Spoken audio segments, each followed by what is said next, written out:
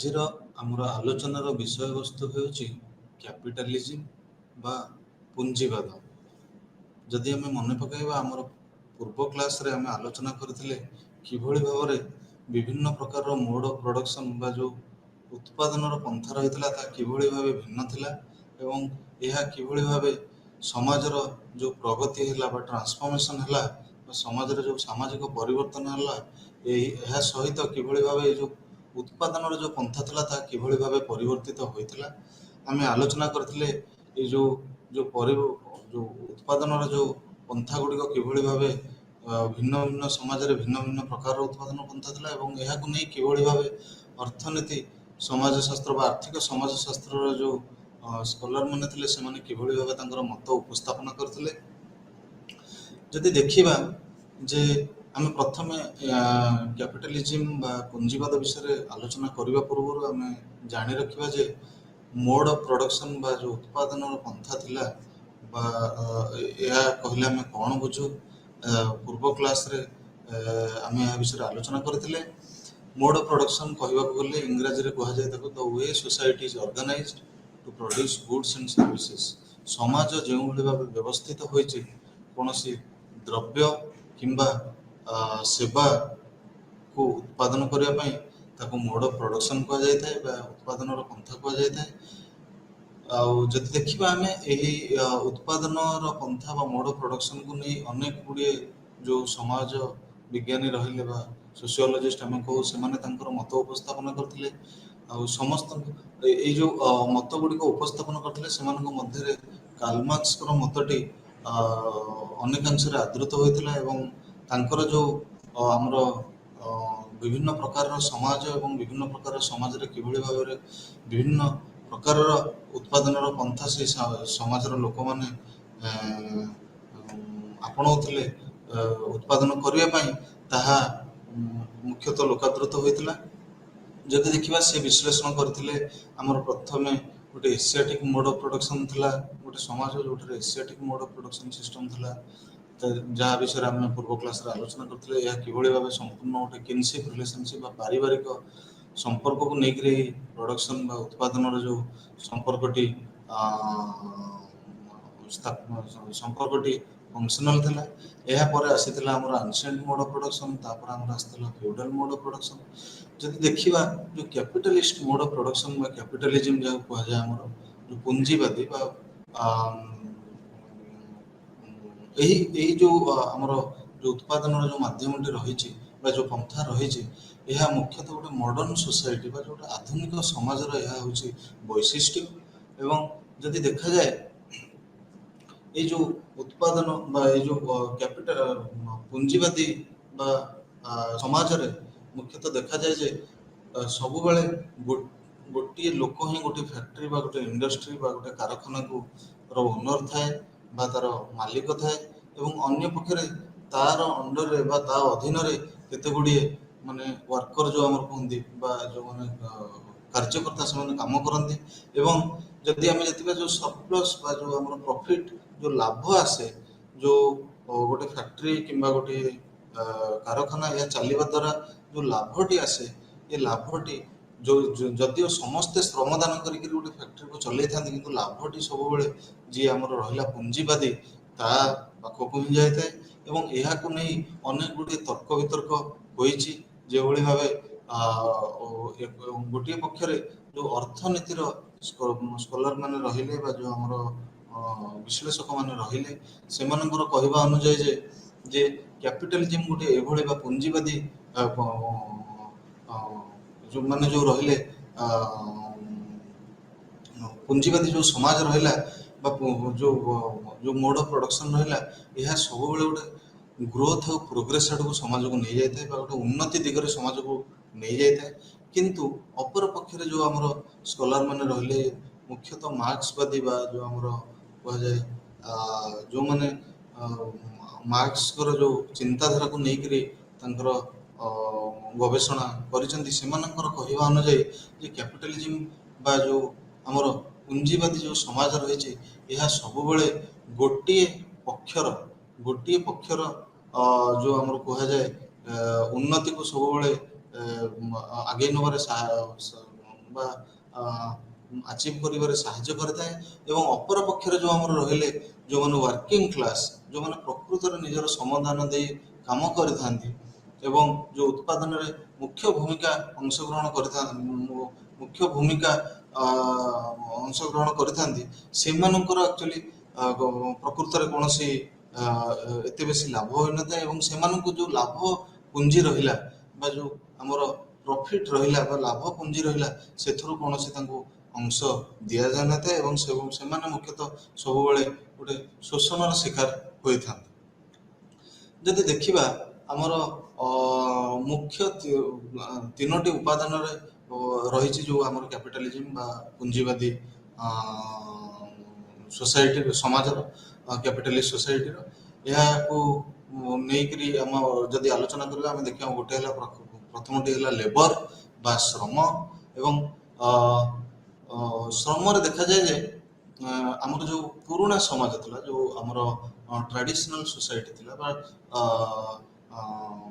ପୁରାତନ ସମାଜ ଥିଲା, ଏଠାରେ ମୁଖ୍ୟତଃ ଭାବରେ ଶ୍ରମ ଗୁଡ଼ିକ କେହି ବିକ୍ରି ହେଉଥିଲା ଯଦିଓ ଏଇ ଶ୍ରମ ଗୁଡ଼ିକ ମୁଖ୍ୟତଃ ଯେଉଁ ଆମର ବଣ୍ଡେଡ୍ ଫର୍ମ ଥିଲା ବା ଯେଉଁ ଆମର କୁହନ୍ତି କୀର୍ତ୍ତଦାସ ପ୍ରଥା ଥିଲା, ସେଇଭଳି ଭାବରେ ଲୋକ ଗୁଡ଼ିକ ମାନେ ଶ୍ରମକୁ, ନିଜର ଶ୍ରମକୁ ବିକ୍ରି କରୁଥିଲେ ଏବଂ ଅନେକାଂଶରେ ଗୋଟେ ଫ୍ରିଡମ୍ ନଥିଲା ବା ଯେଉଁ ଗୋଟେ ୱାର୍କର ମାନଙ୍କର ସ୍ୱାଧୀନତା ନଥିଲା। କିନ୍ତୁ ମାର୍କ୍ସର କହିବା ଅନୁଯାୟୀ ଯେଉଁ କ୍ୟାପିଟାଲିଷ୍ଟ ସୋସାଇଟି ରହିଲା, ଏଠି ଗୋଟେ ଫ୍ରି ଲେବର କନସେପ୍ଟ ସେ କହିଥିଲେ ଯେ ସବୁବେଳେ ଗୋଟେ ଶ୍ରମିକ ସିଏ ମୁକ୍ତ, ସିଏ ତାର ବାଛିବ ଯେ ମୁଁ ଆଜି ଏ କମ୍ପାନୀରେ କାମ କରିବି ଯାହା ମୋତେ ଅଧିକ ପଇସା ଦେଉଛି, ନା କାଲି ଆଉ ଏକ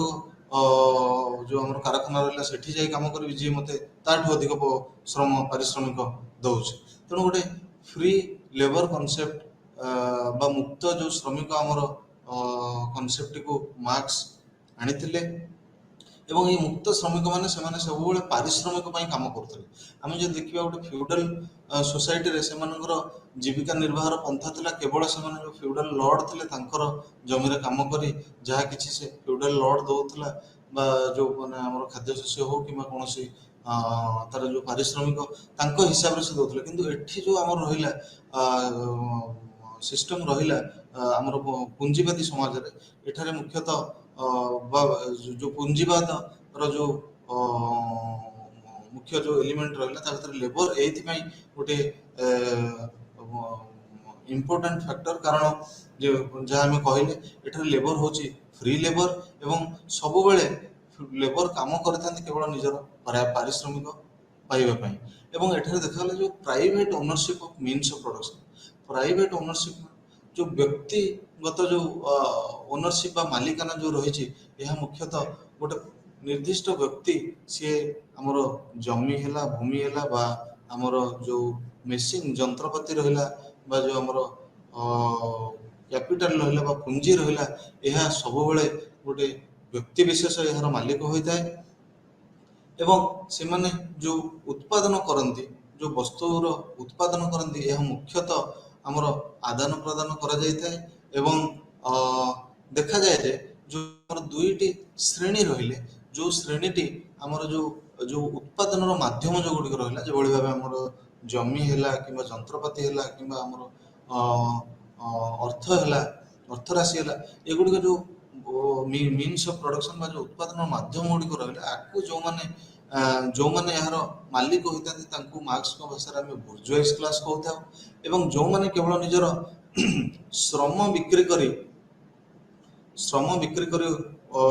ନିଜର ଗୁଜୁରାଣ ମେଣ୍ଟାଇଥାନ୍ତି ଏବଂ ଅର୍ଥ ଉପାର୍ଜନ କରିଥାନ୍ତି, ସେମାନଙ୍କୁ ଆମେ ପ୍ରୋଲେଟେରିଏଟ୍ କ୍ଲାସ କହିଥାଉ। ଏବଂ ଯାହା ମୁଁ କହିଲି, ଏହି ଯେଉଁ ଶ୍ରେଣୀ ବିଭାଜନ ଏହା ମାର୍କ୍ସଙ୍କ ଦ୍ୱାରା କରାଯାଇଥିଲା। ଏବଂ ଯଦି ଦେଖାଯାଏ କ୍ୟାପିଟାଲିଜିମ୍ ବା ଯେଉଁ ପୁଞ୍ଜିବାଦର ମୂଳ ଲକ୍ଷ୍ୟ ହେଲା ସବୁବେଳେ ଲାଭ ଉପାର୍ଜନ କରିବା, ମେକିଂ ପ୍ରଫିଟ୍ ଯାହା କହିଲେ ମାର୍କ୍ସ। ଏବଂ ଯଦି ଦେଖାଯାଏ ଏହା ଖାଲି ଲାଭ ଉପାର୍ଜନ ନୁହଁ, ଯେଉଁ ଲାଭ ଉପାର୍ଜନ ହେଲା ପୁଞ୍ଜିପତିମାନେ ସବୁବେଳେ ଏଇ ଯେଉଁ ଉପାର୍ଜିତ ଲାଭକୁ ପୁଣି ପୁନଃ ବିନିଯୋଗ କରି ତା ଦେହରୁ ପୁଣି କିଭଳି ଆହୁରି ଲାଭ ଉପାର୍ଜନ କରାଯାଇପାରିବ ସେଥିପାଇଁ ସବୁବେଳେ ତତ୍ପର ଥାନ୍ତି। ଏବଂ ଏହା ମଧ୍ୟ ଗୋଟେ ବୈଶିଷ୍ଟ୍ୟ ଆମର ଯାହାର ପୁଞ୍ଜିବାଦୀ ସମାଜର ଏହା ଏକ ବୈଶିଷ୍ଟ୍ୟ କ୍ୟାପିଟାଲିଷ୍ଟ ସୋସାଇଟିର, ଯେଉଁଠାରେ କି ଆମେ ଯଦି ଦେଖିବା, ଯଦି ଜଣେ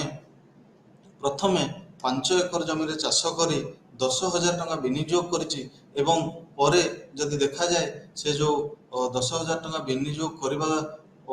ପରେ ତାର ଯେଉଁ ଉପାର୍ଜନ କରିଛି ବା ତାର ଯେଉଁ ଫସଲ ହେଇଛି ସେ ଯଦି ସେଥିରୁ 20,000 ଟଙ୍କା ଲାଭ ପାଇଛି କିମ୍ବା ଯେଉଁ 20,000 ଟଙ୍କା ଲାଭ ପାଇଲା ଯେଉଁ ଫସଲ କରିସାରିବା ପରେ ସେତେବେଳେ ହିସାବ କରିଛି ଗୋଟେ ପୁଞ୍ଜିବାଦୀ ଗୋଟେ କୃଷକ ସେତେବେଳେ 20,000 ଟଙ୍କା ଲାଭ ପାଇଛି ସେ 20,000 ଟଙ୍କାକୁ ସବୁବେଳେ ଉପଭୋଗ କରିନଥାଏ। ସିଏ ଚେଷ୍ଟା କରେ ଯଦି ସେ ପୁଞ୍ଜିବାଦୀ ହେଇଥିବ ଯଦି ସେ ପୁଞ୍ଜିବାଦୀ କୃଷକଟିଏ ହେଇଥିବ ସେ ନିହାତି ଚେଷ୍ଟା କରିବ ଯେ ସେ ଯେଉଁ ଲାଭ ପାଇଛି 20,000 ଟଙ୍କା ତା ଦେହରୁ କିଭଳି କିଛି ଅର୍ଥ ପୁଣି ଜମି କିଣାରେ ହଉ କିମ୍ବା ଫସଲ ବିଭିନ୍ନ ଯେଉଁ ଅର୍ଥକାରୀ ଫସଲ ରହିଲା ବା କମର୍ସିଆଲ କ୍ରପ୍ ରହିଲା ତାକୁ କିଭଳି ଭାବେ ପୁଣି ସେଥିରେ କିଛି ଅଧିକ ଅର୍ଥ ବିନିଯୋଗ କଲେ ପୁଣି ଆର ବର୍ଷକୁ କିଭଳି ଭାବେ ଆହୁରି ଅଧିକ ଅର୍ଥ ମୁଁ ଲାଭ ଉପାର୍ଜନ କରିବି ଏହି ଲକ୍ଷ୍ୟରେ ସବୁବେଳେ ପୁଞ୍ଜିବାଦୀ ମାନେ ଥାଆନ୍ତି। କହିବାର ଅର୍ଥ ହେଲା ଯେ ଯେତେବେଳେ ଗୋଟେ ପୁଞ୍ଜିବାଦୀ ବା ଗୋଟେ କ୍ୟାପିଟାଲିଷ୍ଟ ସେ ଯେତେବେଳେ ଲାଭ ପାଇଥାଏ ପ୍ରଫିଟ୍ ପାଇଥାଏ ସେ ପୁଣି ସେ ଯେଉଁ ଲାଭ ଅର୍ଥ ରାଶି ବା ଲାଭ ରାଶିକୁ ପୁଣି ଭାବରେ ପୁନର୍ବିନିଯୋଗ କରିଥାଏ ପୁଣି ସେଥିରୁ ଲାଭ ପାଇବା ପାଇଁ। ଆଉ ଆକୁ ଇଂରାଜୀରେ କୁହାଯାଏ ଯେ ଆମର capitalist they reinvest the surplus value to expand their production further. ଏବଂ ଆମେ ଯଦି ଦେଖିବା ଯେଉଁ ଆମର ମନି ରହିଲା ବା ଅର୍ଥ ରହିଲା ଏହା ହେଉଛି ଯେଉଁ କ୍ୟାପିଟାଲିଷ୍ଟ ଆମର ସିଷ୍ଟମ୍ ରହିଲା ବା ପୁଞ୍ଜିବାଦୀ ସମାଜ ରହିଲା ଏହାର ଏକ୍ସଚେଞ୍ଜ ବ୍ୟବସ୍ଥା ଯେଉଁ ଆମର ରହିଲା ବା ଆଦାନ ପ୍ରଦାନ ବ୍ୟବସ୍ଥାର ମୁଖ୍ୟ ଅଂଶ। ଏହାପରେ ଆସିଲା ଯାହା ଆମର କ୍ୟାପିଟାଲ ଆକ୍ୟୁମୁଲେସନ୍ କ୍ୟାପିଟାଲ ଆକ୍ୟୁମୁଲେସନ୍ର ଅର୍ଥ ହେଲା ଯେତେବେଳେ ଗୋଟେ ପୁଞ୍ଜିବାଦୀ ସେ ଯେତେବେଳେ ପ୍ରଥମେ ତାର ଅର୍ଥ ବିନିଯୋଗ କରିଥାଏ କୌଣସି ଉତ୍ପାଦନ କୌଣସି ବସ୍ତୁର ଉତ୍ପାଦନ ପାଇଁ କିମ୍ବା କୌଣସି ଫସଲର ଉତ୍ପାଦନ ପାଇଁ ସେ ଇଣ୍ଡଷ୍ଟ୍ରି ହଉ କିମ୍ବା ଆଗ୍ରିକଲଚର ହଉ ଶିଳ୍ପ କାରଖାନାରେ ହଉ କିମ୍ବା ଚାଷ ଜମିରେ ହଉ ସେମାନେ ଯେତେବେଳେ ଅର୍ଥ ବିନିଯୋଗ କରିଥାନ୍ତି ସେମାନେ ସବୁବେଳେ ଚାହିଁଥାନ୍ତି ଯେ କିଭଳି ଭାବେ ଆମେ ଲାଭ ଉପାର୍ଜନ କରିବୁ ଆଟ୍ ଏନି କଣ୍ଡିସନ୍ ଯେକୌଣସି ବି ପରିସ୍ଥିତିର ତାଙ୍କର ମୁଖ୍ୟ ଲକ୍ଷ୍ୟ ଥାଏ ଯେ ଆମେ କିଭଳି ଭାବେ ଲାଭ ଉପାର୍ଜନ କରିବୁ ଏବଂ ସେ ଲାଭ ଉପାର୍ଜନ କରିବାର ପନ୍ଥା ତାଙ୍କ ପାଇଁ ମୁଖ୍ୟ ପନ୍ଥା ହେଉଛି ଯେ generation of surplus value through labour exploitation ବା ସେ ଯେଉଁ ଶ୍ରମିକ ଅଛନ୍ତି ତାଙ୍କର ଶ୍ରମକୁ କିଭଳି ଭାବେ ଶୋଷଣ କରି ସେମାନେ ଲାଭ ଉପାର୍ଜନ କରିଥାନ୍ତି। ଶ୍ରମିକମାନଙ୍କ ଆମର ଯେଉଁ ଶ୍ରମ ରହିଲା ତାକୁ କିଭଳି ଭାବେ ସେମାନେ ଶୋଷଣ କରିଥାନ୍ତି ଆମେ ଗୋଟେ ଉଦାହରଣ ଦ୍ୱାରା ବୁଝିପାରିବା। ଗୋଟେ ଶ୍ରମିକ ଯିଏ 5 ଘଣ୍ଟା କାମ କରିବା କଥା ତାକୁ ଏବଂ ତାର ପର ଡେ ବା ପ୍ରତିଦିନ 5 ଘଣ୍ଟା କାମ କରିବା କଥା ଏବଂ ସେ 5 ଘଣ୍ଟା ପାଇଁ ତାର ଶ୍ରମର ମୂଲ୍ୟ ହେଉଛି 10 ଟଙ୍କା ଏବଂ ଯଦି ଦେଖିବା ସେ ଶ୍ରମିକକୁ କୁହାଯାଉଛି ଯେ ତମେ 5 ଘଣ୍ଟା ବଦଳରେ ଯଦି 10 ଘଣ୍ଟା କାମ କରିବ ଆମେ ତୁମକୁ ଆଉ 5 ଟଙ୍କା ଅଧିକ ଦେବୁ ଯାହାକୁ ଆମେ କୁହାଯାଏ ଯେଉଁ ତମେ 10 ଘଣ୍ଟା କାମ କଲେ 15 ଟଙ୍କା ମିଳିବ। ତ ସେଠି ଶ୍ରମିକଟି ଯିଏ ମୁଖ୍ୟତଃ ଯେଉଁ ପ୍ରୋଲେଟେରିଏଟ୍ କ୍ଲାସ୍ ରହିଲେ ମାର୍କ୍ସର କହିବା ଅନୁଯାୟୀ ମୁଖ୍ୟତଃ ସେମାନେ ଭୂମିହୀନ ବା ଲ୍ୟାଣ୍ଡଲେସ୍ ଲୋକ ହୋଇଥାନ୍ତି ସେମାନଙ୍କର ମିନ୍ସ ଅଫ୍ ପ୍ରଡକ୍ସନ୍ ବା ଉତ୍ପାଦନର ମାଧ୍ୟମ ତାଙ୍କ ପାଖରେ ନଥାଏ ତେଣୁ ସେମାନେ 5 ଟଙ୍କାର ଲୋଭରେ ଅନେକ ସମୟରେ କାମ କରିବା ପାଇଁ ରାଜି ହେଇଯାଇଥାନ୍ତି ଏବଂ ଯେଉଁଠି ସେ ପ୍ରଥମ 5 ଘଣ୍ଟା କାମ କରି 10 ଟଙ୍କା ଉପାର୍ଜନ କରୁଥିଲା ଦ୍ୱିତୀୟ ଯେଉଁ 5 ଘଣ୍ଟା ଯେଉଁ କାମ କଲା ତା ପାଇଁ ସେ ମାତ୍ର 5 ଟଙ୍କା ପାଇଲା ଏବଂ ଅନେକାଂଶରେ ଦେଖାଯାଏ ଯେ ସେଇ ଯେଉଁ ମୂଳ ପ୍ରଥମ 5 ଘଣ୍ଟା ପାଇଁ ମଧ୍ୟ 10 ଟଙ୍କା ଦେଇ ଆଉ 2 ଘଣ୍ଟା 3 ଘଣ୍ଟା 4 ଘଣ୍ଟା ଏଭଳି ଭାବେ ଅଧିକ କାମ କରାଇଥାନ୍ତି ପୁଞ୍ଜିପତି ମାନେ। ସେ ଯେଉଁ ତାଙ୍କର ଯେଉଁ ଶ୍ରମର ମୂଲ୍ୟ ଯେଉଁଟା ରହିଲା ସେ ଶ୍ରମର ମୂଲ୍ୟ କେବେ ହେଲେ ଶ୍ରମିକ ପାଇନଥାଏ ବା ଯେଉଁ ପ୍ରୋଲେଟେରିଏଟ୍ ସେ ପାଇନଥାଏ। ଏ ଶ୍ରମର ମୂଲ୍ୟଟି ସବୁବେଳେ ଯେ ପୁଞ୍ଜିପତି ରହିଲା ତାର ଖାତାକୁ ଯାଇଥାଏ ବା ତାର ସିଏ ତାର ବେନିଫିଟ୍ ବା ଫାଇଦା ନେଇଥାଏ। ଏବଂ ଯଦି ଦେଖାଯାଏ ଏଇ ଯେଉଁ ଆମର କ୍ୟାପିଟାଲ ଆକ୍ୟୁମୁଲେସନ୍ ହେଲା ଏହି ଯେଉଁ ଯୁକ୍ତିଟି ମାର୍କ୍ସ ମୁଖ୍ୟତଃ ଭାବରେ ବାଢ଼ିଥିଲେ କିନ୍ତୁ ଯଦି ଦେଖାଯାଏ ମାର୍କ୍ସଙ୍କ ପରେ ଆହୁରି ଅନେକ ଗୁଡ଼ିଏ ସ୍କଲାର ରହିଲେ ଯେଉଁମାନେ ମାର୍କ୍ସଙ୍କର ଏହି ଯୁକ୍ତିକୁ ରିଭିଜିଟ୍ କରିଥିଲେ ବା ଯେଉଁ ବା ଯେଉଁ ଆମକୁ କୁହାଯାଏ ରିଇଣ୍ଟରପ୍ରିଟେସନ୍ କରିଥିଲେ ଏବଂ ତାଙ୍କର ଯେଉଁ ଅଣ୍ଡରଷ୍ଟାଣ୍ଡିଂ ଥିଲା ବା ତାଙ୍କର ଯେଉଁ ବୁଝିବାର ତାଙ୍କର ଯେଉଁ ପର୍ସପେକ୍ଟିଭ ସେ ଦେଇଛନ୍ତି ତାହା ଅନେକ ଅନେକାଂଶରେ ଆକ୍ଚୁଆଲି ପ୍ରକୃତରେ ମାର୍କ୍ସଙ୍କର ଚିନ୍ତାଧାରା ସହିତ ସମାନ, କିନ୍ତୁ ସେ କେତେ ଗୁଡ଼ିଏ ନୂଆ ଦିଗନ୍ତ ଏଥିରେ ଯୋଡ଼ିବା ପାଇଁ ଚେଷ୍ଟା କରିଛନ୍ତି। ଯେଉଁଭଳି ଭାବେ ଆମେ ଦେଖିବା, ଯେଉଁ ଡାଭିଡ୍ ହାର୍ଭେ ଆମର ରହିଲେ, ଆମେ ସମସ୍ତେ ଜାଣୁ ଡାଭିଡ୍ ହାର୍ଭେ ମାର୍କ୍ସଙ୍କର ଯେଉଁ ଚିନ୍ତାଧାରା ରହିଲା ତାକୁ କିଭଳି ଭାବେ ରିଫାଇନ୍ କରିଛନ୍ତି ବା ତାକୁ ଯାହାକୁ ଆମେ କହିବା ରିଇଣ୍ଟରପ୍ରିଟ୍ କରିଛନ୍ତି। ମାର୍କ୍ସଙ୍କର ଆଇଡ଼ିଆକୁ ବା ତାଙ୍କର ଯେଉଁ ଚିନ୍ତାଧାରାକୁ ସେ କିଭଳି ଭାବେ ଯେଉଁ ଆମର ଆଧୁନିକ ସମାଜର ପରିବର୍ତ୍ତନର କଣ୍ଟେକ୍ସଟରେ ସେ କିଭଳି ଭାବେ ତାକୁ ବ୍ୟବହାର କରିଛନ୍ତି। ଯେ ଦେଖିବା ସେ ଗୋଟେ କନସେପ୍ଟ ଆଣିଥିଲେ ଯେ ମାର୍କ୍ସ ଯାହା କହିଛନ୍ତି ଖାଲି ଆକ୍ୟୁମୁଲେସନ୍, ସେ ଆକ୍ୟୁମୁଲେସନ୍ ଖାଲି କହିଲେ ହେବନି, ସମାଜରେ ଆଉ ଗୋଟିଏ ପ୍ରୋସେସ୍ ସେ ଗୋଟେ ଉଦାହରଣ ଦେଇଥିଲେ ଯାହାକୁ କୁହାଯାଏ ଆକ୍ୟୁମୁଲେସନ୍ ବାଇ ଡିସ୍ପୋଜିସନ୍। ଆକ୍ୟୁମୁଲେସନ୍ ବାଇ ଡିସ୍ପୋଜିସନ୍ ମାନେ ହେଲା ଯେ ପ୍ରଥମତଃ ଲାଭ ଉପାର୍ଜନ ହେଉଛି, କିନ୍ତୁ ସେ ଲାଭ ଯେଉଁ ଉପାର୍ଜନ ହେଉଛି ତା ଖାଲି ତ ଲାଭ ଉପାର୍ଜନ ହେଉନି, ବରଂ ତା ଦ୍ୱାରା କ'ଣ କରାହେଉଛି ନା ଯେଉଁ ଗୋଟେ କ୍ଷୁଦ୍ର ଚାଷୀଟିଏ ହେଉ ବା ଗୋଟେ ଶ୍ରମିକଟିଏ ହେଉ, ତାର ଯେଉଁ ଛୋଟ ମିନ୍ସ ଅଫ୍ ପ୍ରଡକ୍ସନ୍ ବା ଉତ୍ପାଦନ ମାଧ୍ୟମ ରହିଛି ତାକୁ କିଭଳି ଭାବେ ତାଠୁ ଛଡ଼େଇ ନିଆଯାଉଛି ବା ତାକୁ ଡିସ୍ପୋଜ୍ କରିଦିଆହେଉଛି, ତାକୁ କିଭଳି ଭାବେ ବିସ୍ଥାପିତ କରିଦିଆହେଉଛି ତାର ଯେଉଁ ଛୋଟ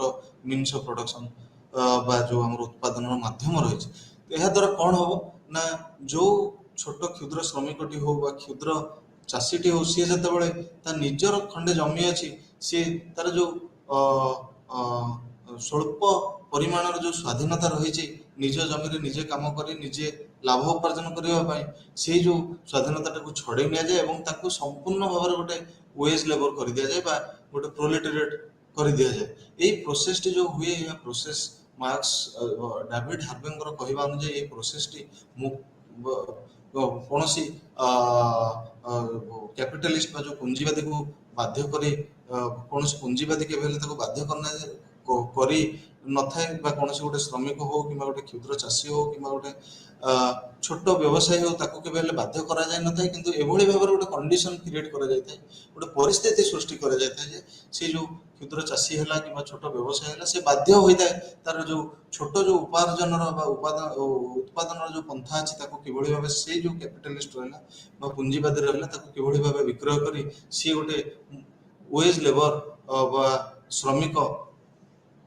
ହେବା ପାଇଁ। ଆମେ ଯଦି ଦେଖିବା ଏହାପରେ ଆମର ରହିଲା ମୋର ପ୍ରଡକ୍ସନ୍ ଆଣ୍ଡ ମୋର ପ୍ରଫିଟ୍ ବା ଅଧିକ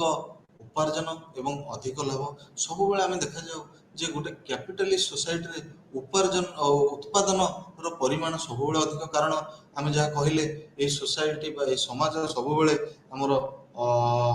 ଯେଉଁ ଯାନ୍ତ୍ରିକ ଉତ୍ପାଦନ ବା ଯେଉଁ ମେକାନିଜିମ୍ ରହିଛି ଏହା ଉପରେ ଆଧାରିତ। ତେଣୁ ଯେଉଁ ଉତ୍ପାଦନ ହୋଇଥାଏ ଏହା ମୁଖ୍ୟତଃ ମାସ୍ ସ୍କେଲରେ ହୋଇଥାଏ ବା ଅଧିକ ମାତ୍ରାରେ କରାଯାଇଥାଏ ଏବଂ ଯେତେବେଳେ ଅଧିକ ମାତ୍ରାରେ କରାଯାଇଥାଏ ଲାଭ ମଧ୍ୟ ଅଧିକ ମାତ୍ରାରେ ବାହାରିଥାଏ। କିନ୍ତୁ ଏହାପରେ ଆମେ ଦେଖିବା ଯେଉଁ ରିଇନଭେଷ୍ଟମେଣ୍ଟ ଅଫ୍ ସରପ୍ଲସ୍ ଭ୍ୟାଲୁ ବା ଯେଉଁ ନିୟୋଗ ଯାହାକୁ କୁହାଯାଏ, ଆମେ କିଭଳି ଭାବେ ଆଉ ଥରେ ତାକୁ ଯେଉଁ ଲାଭ ବାହାରିଲା ତାକୁ କିଭଳି ଭାବେ ବିନିଯୋଗ କରିବା ପୁଣି ଅଧିକ ଲାଭ ପାଇବା ପାଇଁ, ଏହା ବିଷୟରେ ଆମେ ଆଲୋଚନା କରିସାରିଛେ। ବର୍ତ୍ତମାନ ଆମେ ଯିବା ଯେ ଯେଉଁ କ୍ୟାପିଟାଲିଜିମ୍ କନସେପ୍ଟ ଆସିଲା, ପ୍ରକୃତରେ এই କ୍ୟାପିଟାଲିଜିମ୍ କନସେପ୍ଟ ଯଦିଓ ଆମକୁ ଆଜି ନୂଆ ଲାଗିଥାଇପାରେ, କିନ୍ତୁ ଏହି କ୍ୟାପିଟାଲିଜିମ୍ କନସେପ୍ଟର ପ୍ରକୃତରେ ଯେଉଁ ଫାଉଣ୍ଡେସନ ମୂଳଦୁଆ ପକାଇଥିଲେ ଆଡାମ ସ୍ମିଥ, ଆମେ ସମସ୍ତେ ଜାଣୁ ତାଙ୍କୁ ଆଧୁନିକ ଅର୍ଥନୀତିର ବା ଯେଉଁ ଆମର ଇକୋନୋମିକ୍ସର ଫାଦର ବୋଲି କୁହାଯାଏ ବା ଜନକ ବୋଲି କୁହାଯାଏ। ସିଏ ଗୋଟେ 1776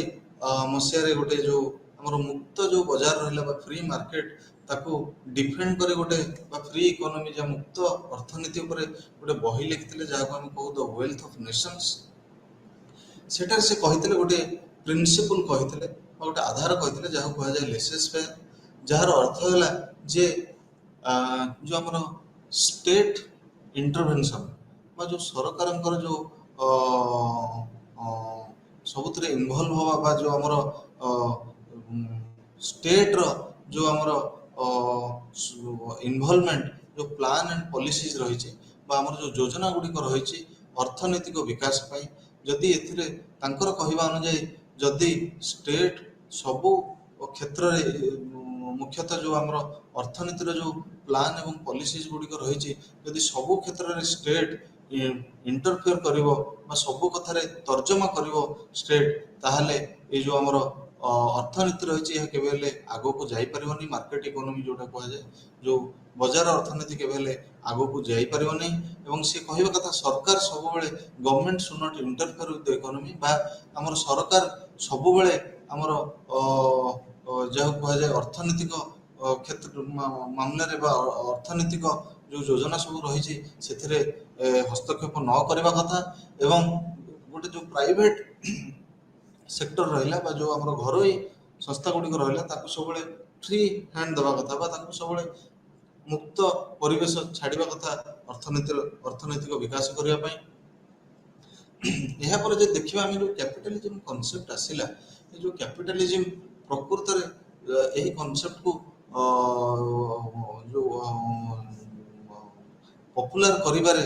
ମୁଖ୍ୟ ଭୂମିକା ଗ୍ରହଣ କରିଥିଲେ କାର୍ଲ ମାର୍କ୍ସ। ଅନେକ ସମୟରେ ଲୋକମାନେ କୁହନ୍ତି ଯେ ମାର୍କ୍ସ ଙ୍କର ଯୋଉ ଚିନ୍ତାଧାରା ଥିଲା ତାହା ଗୋଟେ ବୈପ୍ଳବିକ ଚିନ୍ତାଧାରା ଥିଲା, ଏବଂ ସେ ସବୁବେଳେ କହୁଥିଲେ ଯେ କିଭଳି ଭାବରେ ବିଭିନ୍ନ ଯୋଉ ସାମାଜିକ ପରିବର୍ତ୍ତନ ହଉଛି ଆମର, ସେ ଯୋଉ କହିଥିଲେ ଆମର ଆନସିଏଣ୍ଟ ସୋସାଇଟିରୁ କିଭଳି ଭାବେ ଆମେ ଗୋଟେ କ୍ୟାପିଟାଲିଷ୍ଟ ସୋସାଇଟି ଅଛୁ, ବା ଗୋଟେ ଟ୍ରାଡିସନାଲ ସୋସାଇଟିରୁ କିଭଳି ଭାବେ ଗୋଟେ ପୁଞ୍ଜିବାଦୀ ସମାଜରେ ଆମେ ପାଦ ଦେଇଛୁ। କିନ୍ତୁ ତାଙ୍କର କହିବାର ଅର୍ଥ ଥିଲା ଯେ ଯୋଉ ପରିବର୍ତ୍ତନ ହଉଛି ତାର ମାଧ୍ୟମ ସବୁବେଳେ ହଉଛି କନଫ୍ଲିକ୍ଟ ବା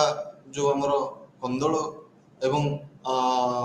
ଏଇ କନଫ୍ଲିକ୍ଟ ଦ୍ୱାରା ହିଁ ଆମର ସାମାଜିକ ପରିବର୍ତ୍ତନ ଆସିଥାଏ। କିନ୍ତୁ ଏ କନଫ୍ଲିକ୍ଟର ଉତ୍ପତ୍ତି କିଭଳି ଭାବରେ ହୁଏ ନା, କନଫ୍ଲିକ୍ଟ ସବୁବେଳେ ଗୋଟେ ଅପରେସନ ବା ଯୋଉ ଶୋଷଣରୁ ହିଁ କନଫ୍ଲିକ୍ଟର ଉତ୍ପତ୍ତି ହୁଏ।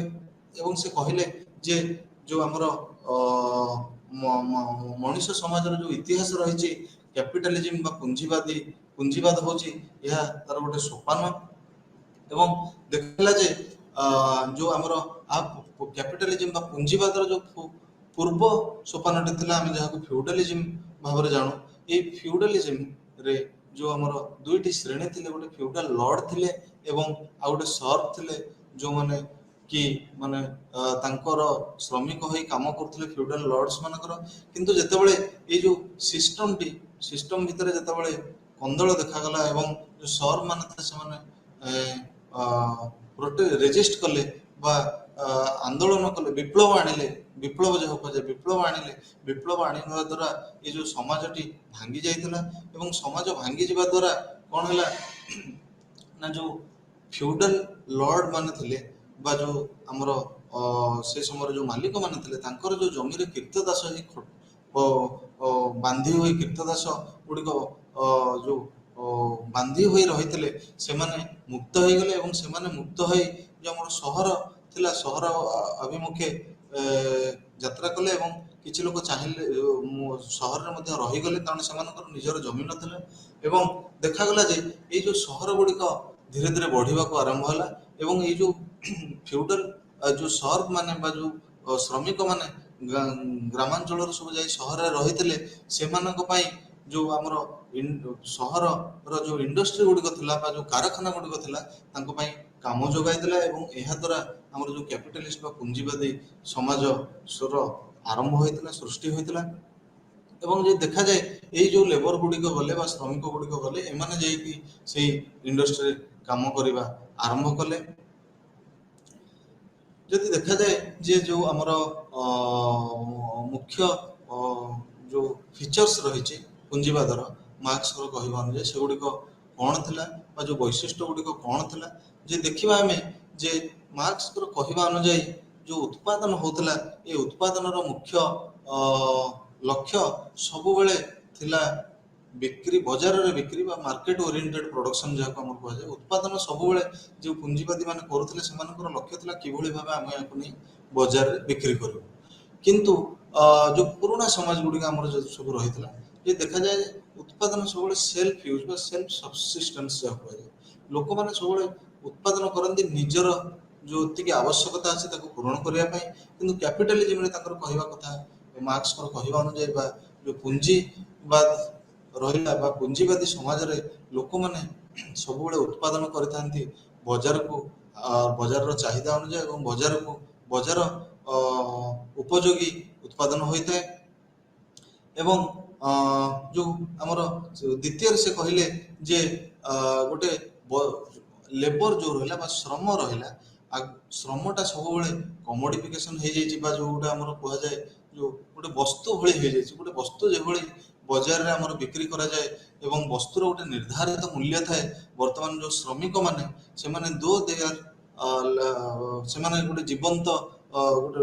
ସେମାନେ ଜୀବନ୍ତ ଏବଂ ସେମାନଙ୍କର ଜୀବନ ଅଛି, କିନ୍ତୁ ସେମାନଙ୍କର ଯୋଉ ଲେବର ଭ୍ୟାଲୁଜ ଆମର ଯୋଉ ରହିଲା ବା ଯୋଉ ଆମର ତାଙ୍କର ଯୋଉ ଶ୍ରମର ମୂଲ୍ୟ ତାଙ୍କୁ ଗୋଟେ ଦ୍ରବ୍ୟ ସହିତ ଭଳି ଦ୍ରବ୍ୟ ସହିତ ସମାନ କରିଦେଇଛି। ବଜାରରେ ସେମାନଙ୍କର କ୍ରୟ ଏବଂ ବିକ୍ରୟ ଗୋଟେ କମୋଡିଟି ଭଳିଆ ହୁଏ। ତେଣୁ ସେ ଗୋଟେ ଯୋଉ କନସେପ୍ଟ ଆମର ୟୁଜ କରିଥିଲେ କମୋଡିଫିକେସନ ଅଫ ଲେବର, ସେ କହିଥିଲେ ଯେ ବଜାରରେ ସବୁବେଳେ ଯୋଉ କ୍ୟାପିଟାଲିଜିମ ଆସିଲା ବା ପୁଞ୍ଜିବାଦ ଆସିବା ଫଳରେ ଯୋଉ ଆମର ଲେବର ରହିଲା ବା ଶ୍ରମ ରହିଲା ବା ଗୋଟେ ଶ୍ରମିକ ରହିଲା, ସେ ଗୋଟେ କମୋଡିଟି ହେଇଯାଏ ଏବଂ ତାର ବିକ୍ରି କିଣା ଏବଂ ବିକା ହୋଇଥାଏ। ଏବଂ ତାଙ୍କର ଏ କହିବା ଅନୁଯାୟୀ ଯାହା ଆମେ ପୂର୍ବରୁ ଆଲୋଚନା କରିଥିଲେ ଯୋଉ ଫ୍ରି ଲେବର କନସେପ୍ଟ ଥିଲା, ଫ୍ରି ୱେଜ ଲେବର, ଏଠାରେ ଗୋଟେ କିନ୍ତୁ ଗୋଟେ ଶ୍ରମିକ ସିଏ ମୁକ୍ତ, ସେ ଯୋଉ ଯେକୌଣସି ଆମର ଯୋଉ ଶିଳ୍ପପତି ରହିଲା ବା ଯୋଉ ଇଣ୍ଡଷ୍ଟ୍ରି ରହିଲା ସେଠିକି ଯାଇ ସେ କାମ କରିପାରିବ। ଏହା ତାର ଚଏସ୍ ଉପରେ ନିର୍ଭର କରିଥାଏ ଏବଂ ଏଠାରେ କୌଣସି ପୁଞ୍ଜିପତି ବା କୌଣସି ପୁଞ୍ଜିବାଦୀ ଆସି କାହାକୁ ବାଧ୍ୟ କରିବନି ଯେ ତୁ ଯାଇ ମୋ ଫ୍ୟାକ୍ଟ୍ରିରେ କାମ କର କିମ୍ବା ମୋ ଇଣ୍ଡଷ୍ଟ୍ରିରେ କାମ କର। ତେଣୁ ସେ ଯାହା କହିଲେ ମାର୍କ୍ସର କହିବା ଅନୁଯାୟୀ କମୋଡିଫିକେସନ ଅଫ ଲେବର ଗୋଟେ ହଉଛି ବୈଶିଷ୍ଟ୍ୟ ଆମର ପୁଞ୍ଜିବାଦର। ଏବଂ exchange takes place through money ସେ କହିଲେ, ବା ଆମର ଯୋଉ ଅର୍ଥ ବ୍ୟବସ୍ଥା ରହିଛି ଏଠାରେ କେବଳ ଯୋଉ ଆମର ଆଗରୁ ଯୋଉଭଳି ଭାବରେ ଆମର ଶ୍ରମର ଆଦାନ ପ୍ରଦାନ ବା ଅଦଳ ବଦଳ କରାଯାଏ, ଆଗରୁ ଜାଣିଥିବା ଆମେ ଯୋଉ ଟ୍ରାଡିସନାଲ ସୋସାଇଟି ଥିଲା, କିଭଳି ଭାବେ ଆଜି ଯଦି ଗୋଟିଏ ଘରର ଲୋକ ଅନ୍ୟ ଘର ପାଇଁ କାମ କରିବାକୁ ଗଲେ ସେ ଯୋଉ ଅନ୍ୟ ଘରର ଲୋକ ତା ପରଦିନ କିଭଳି ଭାବରେ ଏଇ ଯୋଉ ଲୋକଟି ଆଜି ଯାଇଛି କାମ କରିବା ପାଇଁ ବା ଏଇ ଯୋଉ ଲୋକର ଘର ଲୋକମାନେ ଆଜି ଯାଇଥିଲେ କାମ କରିବା ପାଇଁ, ତାଙ୍କ ପାଇଁ ଶ୍ରମର କିଭଳି ଭାବେ ଆଦାନ ପ୍ରଦାନ କରାଯାଇଥାଏ। ଲୋକମାନେ ପରସ୍ପର ଲେବର ସବୁବେଳେ ଏକ୍ସଚେଞ୍ଜ କରାଯାଇଥାଏ, ଆଉ ଲେବର ଆମର ଯୋଉ ରହିଲା ଶ୍ରମର ଅଦଳ ବଦଳ କରାଯାଇଥାଏ, ଆଉ ଶ୍ରମ କେବେ ହେଲେ ବିକ୍ରି କରାଯାଇନଥାଏ ଏବଂ ଶ୍ରମର କୌଣସି ଆର୍ଥିକ ମୂଲ୍ୟ ଆମର ଟ୍ରାଡିସନାଲ ସୋସାଇଟିରେ ନଥିଲା ବା ଦିଆଯାଉନଥିଲା ମୂଲ୍ୟ। କିନ୍ତୁ ଏ ଯୋଉ କ୍ୟାପିଟାଲିଷ୍ଟ ସୋସାଇଟି ବା ପୁଞ୍ଜିବାଦୀ ସମାଜ ରହିଲା, ଏଠାରେ ଯୋଉ ଆମର ଏକ୍ସଚେଞ୍ଜ ରହିଲା, ଏହା ମୁଖ୍ୟତଃ ଭାବରେ ଶ୍ରମର ଏକ୍ସଚେଞ୍ଜ ହଉ କିମ୍ବା ଯୋଉ ଆମର ପ୍ରଡକ୍ଟ ରହିଲା ବା ଉତ୍ପାଦିତ ଦ୍ରବ୍ୟ ରହିଲା ତାହାର ଏକ୍ସଚେଞ୍ଜ ହଉ, ଏହା ମୁଖ୍ୟତଃ ଅର୍ଥ ଦ୍ୱାରା ହେଇଥାଏ। ଆମେ କୌଣସି ବର୍ତ୍ତମାନ ଯଦି ଆମେ କୌଣସି ଦୋକାନକୁ ଯାଉଛୁ କୌଣସି ବସ୍ତୁ କିଣିବା ପାଇଁ କିମ୍ବା କୌଣସି ଗୁଡ୍ସ କିଣିବା ପାଇଁ, ଆମେ କେବେ ହେଲେ କହୁନୁ ଯେ ମତେ ଏଇ ଜିନିଷଟି ଦିଅ ମୁଁ ଯାଇ କାଲି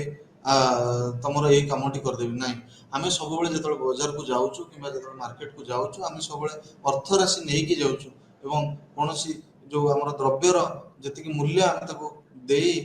ଅର୍ଥ ରାଶି ଆକାରରେ ଆମେ ସେଇ ଦ୍ରବ୍ୟଟି ନିଜ କ୍ରୟ କରି ଆଣୁଛୁ। ଏବଂ ଯଦି ଦେଖାଯାଏ ଯୋଉ ଆମର ଉତ୍ପାଦନର ଯୋଉ ପ୍ରୋସେସ ରହିଛି, ଉତ୍ପାଦନର ଯୋଉ ପ୍ରକ୍ରିୟା ରହିଛି, ଏହା ମୁଖ୍ୟତଃ ଭାବରେ ଗୋଟେ କ୍ୟାପିଟାଲିଷ୍ଟ ବା ଜଣେ ପୁଞ୍ଜିବାଦୀ ହିଁ ନିୟନ୍ତ୍ରିତ କରିଥାଏ। ଯଦି ଦେଖାଯାଏ ଆମର ଅନେକ ସମୟରେ କୌଣସି ଯୋଉ ଉତ୍ପାଦିତ ଦ୍ରବ୍ୟ ଗୁଡିକ ରହିଛି, ଦାମ ତାର ଆମେ ଦେଖିଥିବା ବହୁତ ସମୟରେ ଫ୍ଲକ୍ଚୁଏଟ କରିଥାଏ ବା ପରିବର୍ତ୍ତିତ ହୋଇଥାଏ। ଆମେ ଖବର କାଗଜରେ ପଢିଥାଉ ଯେ ଆଜି ତେଲର ଦାମ ବଢିଗଲା, କାଲି ଏହି ଦ୍ରବ୍ୟର ଦାମ ବଢିଗଲା, କାରଣ ନା ଏଇ ଯୋଉ ପ୍ରଡକ୍ସନଟା ବନ୍ଦ ହେଇଯାଇଛି। ଆମେ ଏହା ତ ମୁଖ୍ୟତଃ ଖବର କାଗଜରେ ପଢିଥାଉ। ଏହାର ଅର୍ଥ ହେଲା ଯେ ଗୋଟେ ପର୍ଟିକୁଲାର ଯେ ଆମର କ୍ୟାପିଟାଲିଷ୍ଟ ରହିଲା ବା ପୁଞ୍ଜିବାଦୀ ରହିଲା, ସିଏ ହିଁ ଏହାକୁ ନିୟନ୍ତ୍ରିତ କରିଥାଏ। ଏବଂ ଯୋଉ ଆମର ଯେଭଳି ଆମର ଉଦାହରଣ ଦେଇପାରିବା, ଆମର ଗୋଟେ କମ୍ପାନୀ ଯୋଉଟା ଆମର ଥିଲା ଆମର ଫୋର୍ଡ, ଗୋଟେ car company, motor car company, ଯାହା ଆମର ଭାରତର ପ୍ରଥମେ ଉତ୍ପାଦନ କରୁଥିଲା, କିନ୍ତୁ ତାଙ୍କର ଯାହା ଡିସିସନ, ତାଙ୍କର ଯାହା ମାଲିକ ଯିଏ, ସେ ଯେତେବେଳେ ଡିସିସନ ନେଲେ, ଯୋଉ ପୁଞ୍ଜିପତି ଡିସିସନ ନେଲେ ଯେ ନାହିଁ ଆମେ ଆର ଯୋଉ ମାନୁଫ୍ୟାକ୍ଚରିଂ ବ୍ରାଞ୍ଚ ରହିଛି ବା ଯୋଉ ଆମର ଜଣେ ଲୋକର ଡିସିସନ ବା ତାର ମନ୍ତବ୍ୟରେ ହିଁ ସେ କମ୍ପାନୀ କିଭଳି ଭାବେ କାଢି ନିଆଯାଇଥିଲା। ତେଣୁ ସବୁବେଳେ କ୍ୟାପିଟାଲିଷ୍ଟ ସୋସାଇଟି ବା ଯୋଉ ଆମର ପୁଞ୍ଜିବାଦୀ ସମାଜରେ ଗୋଟିଏ କ୍ୟାପିଟାଲିଷ୍ଟ ସିଏ ହିଁ ମୁଖ୍ୟତଃ ଭାବରେ ସବୁ ମୁଖ୍ୟ ନିର୍ଣ୍ଣୟ ଗୁଡିକ ନେଇଥାନ୍ତି। ଏବଂ ଯଦି ଫାଇନାନ୍ସିଆଲ ଡିସିସନ ଦେଖିବା ବା ଯୋଉ ଆର୍ଥିକ ଡିସିସନ ରହିଲା, ଏଗୁଡିକ ମଧ୍ୟ ସେଇ କ୍ୟାପିଟାଲିଷ୍ଟ ନେଇଥାନ୍ତି। ଯଦି ଆମେ ଦେଖିବା ମାର୍କ୍ସଙ୍କର କହିବା ଅନୁଯାୟୀ ଯେ ଯୋଉ ଆମର ଯୋଉ ଦୁଇଟି ଶ୍ରେଣୀ ରହିଲେ, ଗୋଟେ ହାଭ୍ସ ଆଣ୍ଡ ହାଭ୍ ନଟ୍ସ ବା କ୍ଷମା କରିବେ, गोटे श्रेणी रहा जो मैंने जो उत्पादन जो माध्यम गुड़िक रहा तार मालिक होता एवं सेमानक पाखरे जमी बा अर्थराशि बा हमर यांत्रिक ज्ञान कौशल जंत्रपाति प्रोडक्शन बा उत्पादन जो माध्यम गुड़िक से हाफ्स कहुए और जो मैंने केवल श्रम थाए एवं ता छड़ा आ कौन उत्पादन माध्यम न थाए से निज श्रम को बिक्री कर निजर गुजराण मेटाई था से हाव नट्स कहुए तांकर कहवा अनुजाई यही जो दुईटी श्रेणी रहिले कैपिटलिज्म बा जो पुंजीवाद बा पुंजीवादी समाज रे दिन आसीबो गोटे सेमानक भितरे कॉन्फ्लिक्ट होबो बा मतांतर होबो एवं से मतांतर सामाजिक परिवर्तन आनिदेबो एवं से कहले जे इतिहास रे जेते सोपान आमे देइके आछू जो बळे हमर एशियाटिक मोड ऑफ प्रोडक्शन हला बा एंशिएंट मोड ऑफ प्रोडक्शन हला बा फ्यूडल मोड ऑफ प्रोडक्शन हला सेठी जो प्रकार मतांतर देखा जाइतिला बा कॉन्फ्लिक्ट जो कंदल देखा जाइतिला ए जो कैपिटलिस्ट सोसाइटी रा जो मतांतर आ कॉन्फ्लिक्ट यह सबुठु अधिक इंटेंसिटी बा अधिक जोर रे हेबो या पर आमे आलोचना करिबा जे आउ जने हमर समाज विज्ञान जो स्कॉलर रहले मार्क्स वेबर एवं तांकर जो हमर थिला जो पुंजीवाद को नहीं तांकर जो मत थिला ता विषय आलोचना करिबा से मार्क्स वेबर मत जदि हो सी अनेकांश रे मार्क्स को द्वारा दिया जाइथिबा जो जुक्ति जे अर्थनीति बा जो गोटे जो इकोनॉमी यह ही होची समाज रो गोटे मूल पिंड बा जो हमर कहा जाए इंफ्रास्ट्रक्चर मूलदुआ ताकू जदिओ से संपूर्ण भाव खंडन करनथिले से किंतु कहितले जे केते गुडी अन्य केते गुडी जिंस अछि जहा जरूरी गोटे समाज को पुंजीवादी समाज भाव रे तैयारी करिया पई एवं से कहितले जो वैल्यूज रहिला हमर बिलीफ्स बा विश्वास रहिला बा जो सेंटिमेंट्स रहिला बा ए जो हमर ए जो जिंस गुडी रहिला यह किभଳି भाबे गोटे व्यक्ति को मोटिवेट करिथाय बा अनुप्राणित करिथाय किभଳି भाव रे गोटे अधिक उत्पादन करिया पई एवं से एहा को अधिक जुक्तियुक्त करिया पई जस्टिफाई करिया पई से तांकर जो पुस्तक थिला हम समस्त जानू the Protestant ethics and spirit of capitalism से सेठारे ए विषय रे पुंखानुपुंख भावे आलोचना करथिले एवं जे देखिबा हमें मार्क्स वेबर जो मत रहितला कैपिटलिज्म ऊपर बा जो स्पिरिट ऑफ कैपिटलिज्म ऊपर यह हमर निहायती जानिबा दरकार जदि देखिबा मार्क्स वेबर मतरे स्पिरिट ऑफ कैपिटलिज्म कहले कोन बुझाए spirit of capitalism Max Weber कहवा अनुजाई यह थिला इंग्रजी रे कहले से कहथिले जे the desire for unlimited desire for accumulation of unlimited wealth through rational means यार अर्थ है जे जनकर इच्छा रही दरकार जे से किभଳି भाबे असीम धनराशि अधिकारी हो बा संपत्तिर अधिकारी हो किंतु थ्रू रेशनल मीन्स बा जो जुक्तियुक्त हमर माध्यम रही ता द्वारा ही हो नुहे जे जने आम जो देखा जने पुंजीवादी भी इच्छा करुचे मु किभଳି भाबे अधिक धन उपार्जन करी अधिक धन अधिकारी भी से समय गोटे थीप बा आम जो चोर कहू सी भी चिंता करुचे जे मु भी किभଳି अधिक धन एक्युमुलेट करी बा उपार्जन करी बा एकाठी करी किंतु यार माने नुह जे आम गोटे थीप बा गोटे चोर को आम कैपिटलिस्ट कहवा ना पुंजीवादी कहवा ना कारण तार जो जिज्ञासा रही धन एकाठी कर से जिज्ञासा आमर रेशनल मीन्स ऊपर बेस नुह बा जो जुक्तियुक्त सामाजिक समाजर जो जुक्तियुक्त पंथा रही रेशनल मीन्स रही माध्यम रही धन उपार्जन से चोर से माध्यम फॉलो करेनी एवं सी चाहिए कि भाव चोरी कर धन अधिक उपार्जन करने तेणु आम कैपिटलिज्म कैपिटलिस्ट कहबानी कि तार जो स्पिरिट बा तार जो इच्छा रही धन उपार्जन करने आम गोटे पुंजीवादी इच्छा सहित तुलना करवा भूल हेब तेणु जहाँ आम कहले जे स्पिरिट ऑफ कैपिटलिज्म होची जेतेबेले गोटे व्यक्ति इच्छा थाए जे से किभଳି असीम धन संपत्तिर बा वेल्थ बा संपत्तिर अधिकारी होबो एवं से किभଳି भाबे से धन संपत्तिर अधिकारी होबो थ्रू रेशनल मीन्स जो सामाजिक जुक्तियुक्त उपाय अच्छी ता द्वारा ही से हम एवं मार्क्स वेबर जेतेबेले एई जो ତର୍ଜମା କରିଥିଲେ protestant ethics and spirit of କ୍ୟାପିଟାଲିଜିମରେ। ସିଏ କହିଥିଲେ ଯେ ବିଶ୍ୱର ବିଭିନ୍ନ ପ୍ରକାରର, ସିଏ ସେତେବେଳେ ଆମର ସମାଲୋଚନା କରିଥିଲେ ଯେଉଁ ଆର୍ଥିକ ସମାଜଶାସ୍ତ୍ରର ସ୍କଲାର ମାନଙ୍କୁ। ସବୁବେଳେ ଆମେ ଗୋଟେ କଥା ମନେ ରଖିବା, ଏଇ ଯେଉଁ ପେପରରେ ଆମେ ଆଲୋଚନା କରୁଛେ, ଏଇ ଯେଉଁ ବିଷୟବସ୍ତୁ ଉପରେ ଆଲୋଚନା କରୁଛେ, ଏଠି ସବୁବେଳେ ଆମର ମନ୍ତବ୍ୟ ରହିବା ଦରକାର କିଭଳି ଭାବରେ ଯେଉଁ ଆର୍ଥିକ ସମାଜ ବିଜ୍ଞାନର ଯେଉଁ ସ୍କଲାର ମାନେ ରହିଲେ ସେମାନଙ୍କର ମତ ସବୁବେଳେ କିଭଳି ଭାବେ ଯେଉଁ ଲିବରାଲ ଇକୋନୋମିଷ୍ଟ ବା ମେନଷ୍ଟ୍ରିମ୍ ଇକୋନୋମିଷ୍ଟ ଆମର ରହିଲେ, ମେନଷ୍ଟ୍ରିମ୍ ଇକୋନୋମିଷ୍ଟ ବା ଯେଉଁ ଆମର କ୍ଲାସିକାଲ ଇକୋନୋମିଷ୍ଟ ଯେଉଁମାନେ ରହିଲେ ସେମାନଙ୍କର ଯେଉଁ ମତଠୁ କିଭଳି ଭାବେ ଭିନ୍ନ। ତ ଆମେ ଯଦି ଦେଖିବା ଏଠି ମାର୍କସ ୱେବର କହିଥିଲେ ଯେ ଯେଉଁ କ୍ୟାପିଟାଲିଜିମ୍ ବା ପୁଞ୍ଜିବାଦ ଯେଉଁ ରହିଛି, ଏଇ ପୁଞ୍ଜିବାଦ ଖାଲି ଯେ ଗୋଟେ ରେସନାଲ ମିନ୍ସ ଯେଉଁ ଇକୋନୋମିଷ୍ଟ ମାନେ କହୁଛନ୍ତି ବା ଅର୍ଥନୀତିଜ୍ଞ ମାନେ ଯେଉଁ କହୁଛନ୍ତି, ଅର୍ଥନୀତିର ସ୍କଲାର ମାନେ ଯେଉଁ କହୁଛନ୍ତି ରେସନାଲ ମିନ୍ସ ଆଉ ଏଣ୍ଡ ରିଲେସନସିପ, ଏହା ଉପରେ ଆଧାରିତ ନୁହେଁ। ଅନେକ ଗୁଡ଼ିଏ ଯେଉଁ ସାମାଜିକ ମାନେ ଆମର ଯେଉଁ ଟ୍ରେଡ୍ସ ରହିଛି ବା ଯେଉଁ ବୈଶିଷ୍ଟ୍ୟ ଗୁଡ଼ିକ ରହିଛି, ଯେଉଁ ବିଭିନ୍ନ ସାମାଜିକ ବୈଶିଷ୍ଟ୍ୟ, ଏହା ଅନେକ ସମୟରେ ସାହାଯ୍ୟ କରିଥାଏ ଆମର ଯେଉଁ ଗୋଟେ ବ୍ୟକ୍ତିକୁ ପୁଞ୍ଜିବାଦୀ କରି ଗଢ଼ି ତୋଳିବାରେ। ଏବଂ ସିଏ ଚାହିଁଥିଲେ କମ୍ପେୟାର କରିବା ପାଇଁ ବା ଯେଉଁ ଆମର ଅନେକ ଗୁଡ଼ିଏ ଯେଉଁ ଧର୍ମ ରହିଛି ସେଗୁଡ଼ିକ ସେ କମ୍ପେୟାର କରିଥିଲେ ଗୋଟିଏ ଧର୍ମକୁ ଅନ୍ୟ ଧର୍ମ ସହିତ। ଏବଂ ସେ ଯେଉଁ ଧର୍ମ ଗୁଡ଼ିକ ଥିଲା ଆମେ ସମସ୍ତେ ଜାଣିଛୁ, ମୁଖ୍ୟତଃ ଆମର ହିନ୍ଦୁଇଜିମ୍ ହେଲା, ପ୍ରୋଟେଷ୍ଟାଣ୍ଟିଜିମ୍ ହେଲା, ତାପରେ ଆମର କନଫ୍ୟୁସିଆଇଜିମ୍ ହେଲା, ଜୁଦାଇଜିମ୍ ହେଲା, ଏଇଭଳି ଯେଉଁ ଧର୍ମ ଗୁଡ଼ିକ ରହିଲେ ସେ ଏହା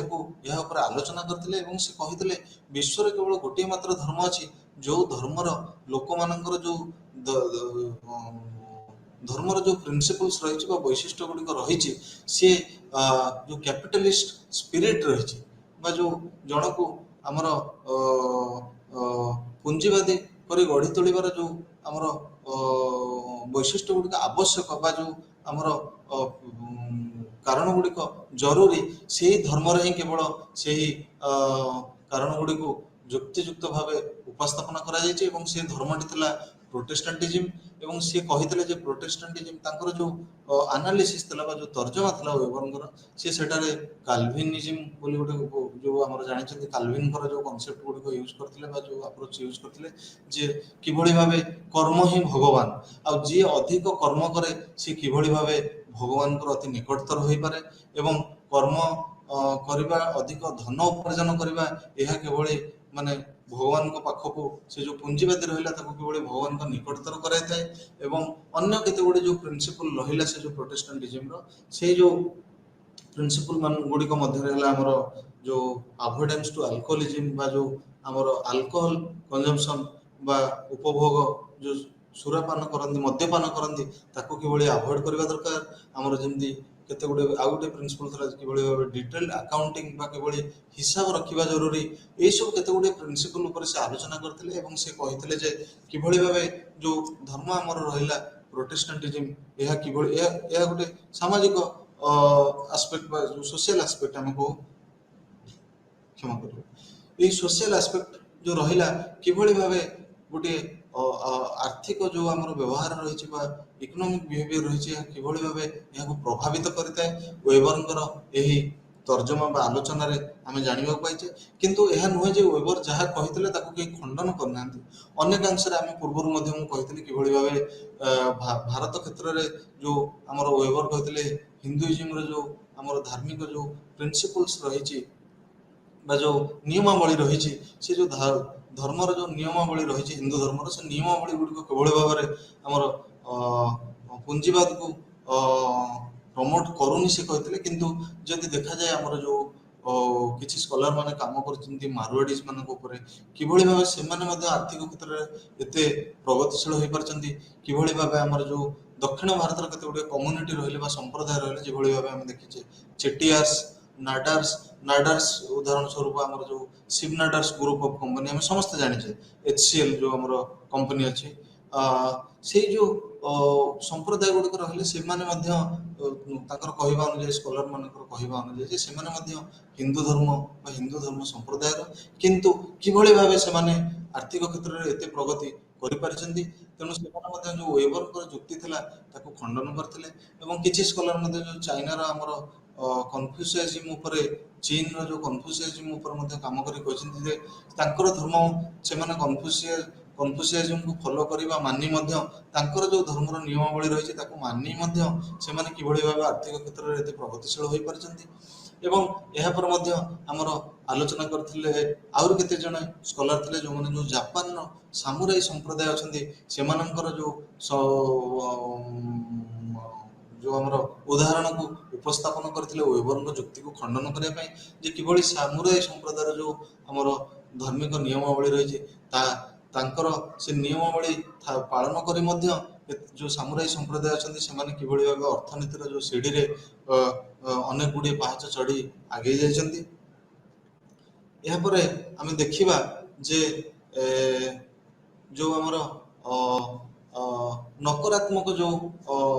କନସିକ୍ୱେନ୍ସେସ୍ ରହିଛି ବା ଯେଉଁ ଆମର ରହିଲା ପୁଞ୍ଜିବାଦର ଯେଉଁ ନକାରାତ୍ମକ ଫଳାଫଳ ଗୁଡ଼ିକ ରହିଛି ଆମେ ଯଦି ଦେଖିବା ଯେ ଯଦିଓ ଗୋଟିଏ ପୁଞ୍ଜିବାଦୀ ସଂସ୍ଥା ବା ଗୋଟେ ପୁଞ୍ଜିବାଦୀ ଅର୍ଗାନାଇଜେସନ ଯେଉଁ ଆମର ରହିଲା ବା ଗୋଟେ ଇଣ୍ଡଷ୍ଟ୍ରି ହେଲା ଗୋଟେ କାରଖାନା ହେଲା କିମ୍ବା ଗୋଟେ ଫ୍ୟାକ୍ଟ୍ରି ହେଲା ଯଦିଓ ସମସ୍ତେ ନିଜର ଶ୍ରମ ଦେଇଥାନ୍ତି ଗୋଟିଏ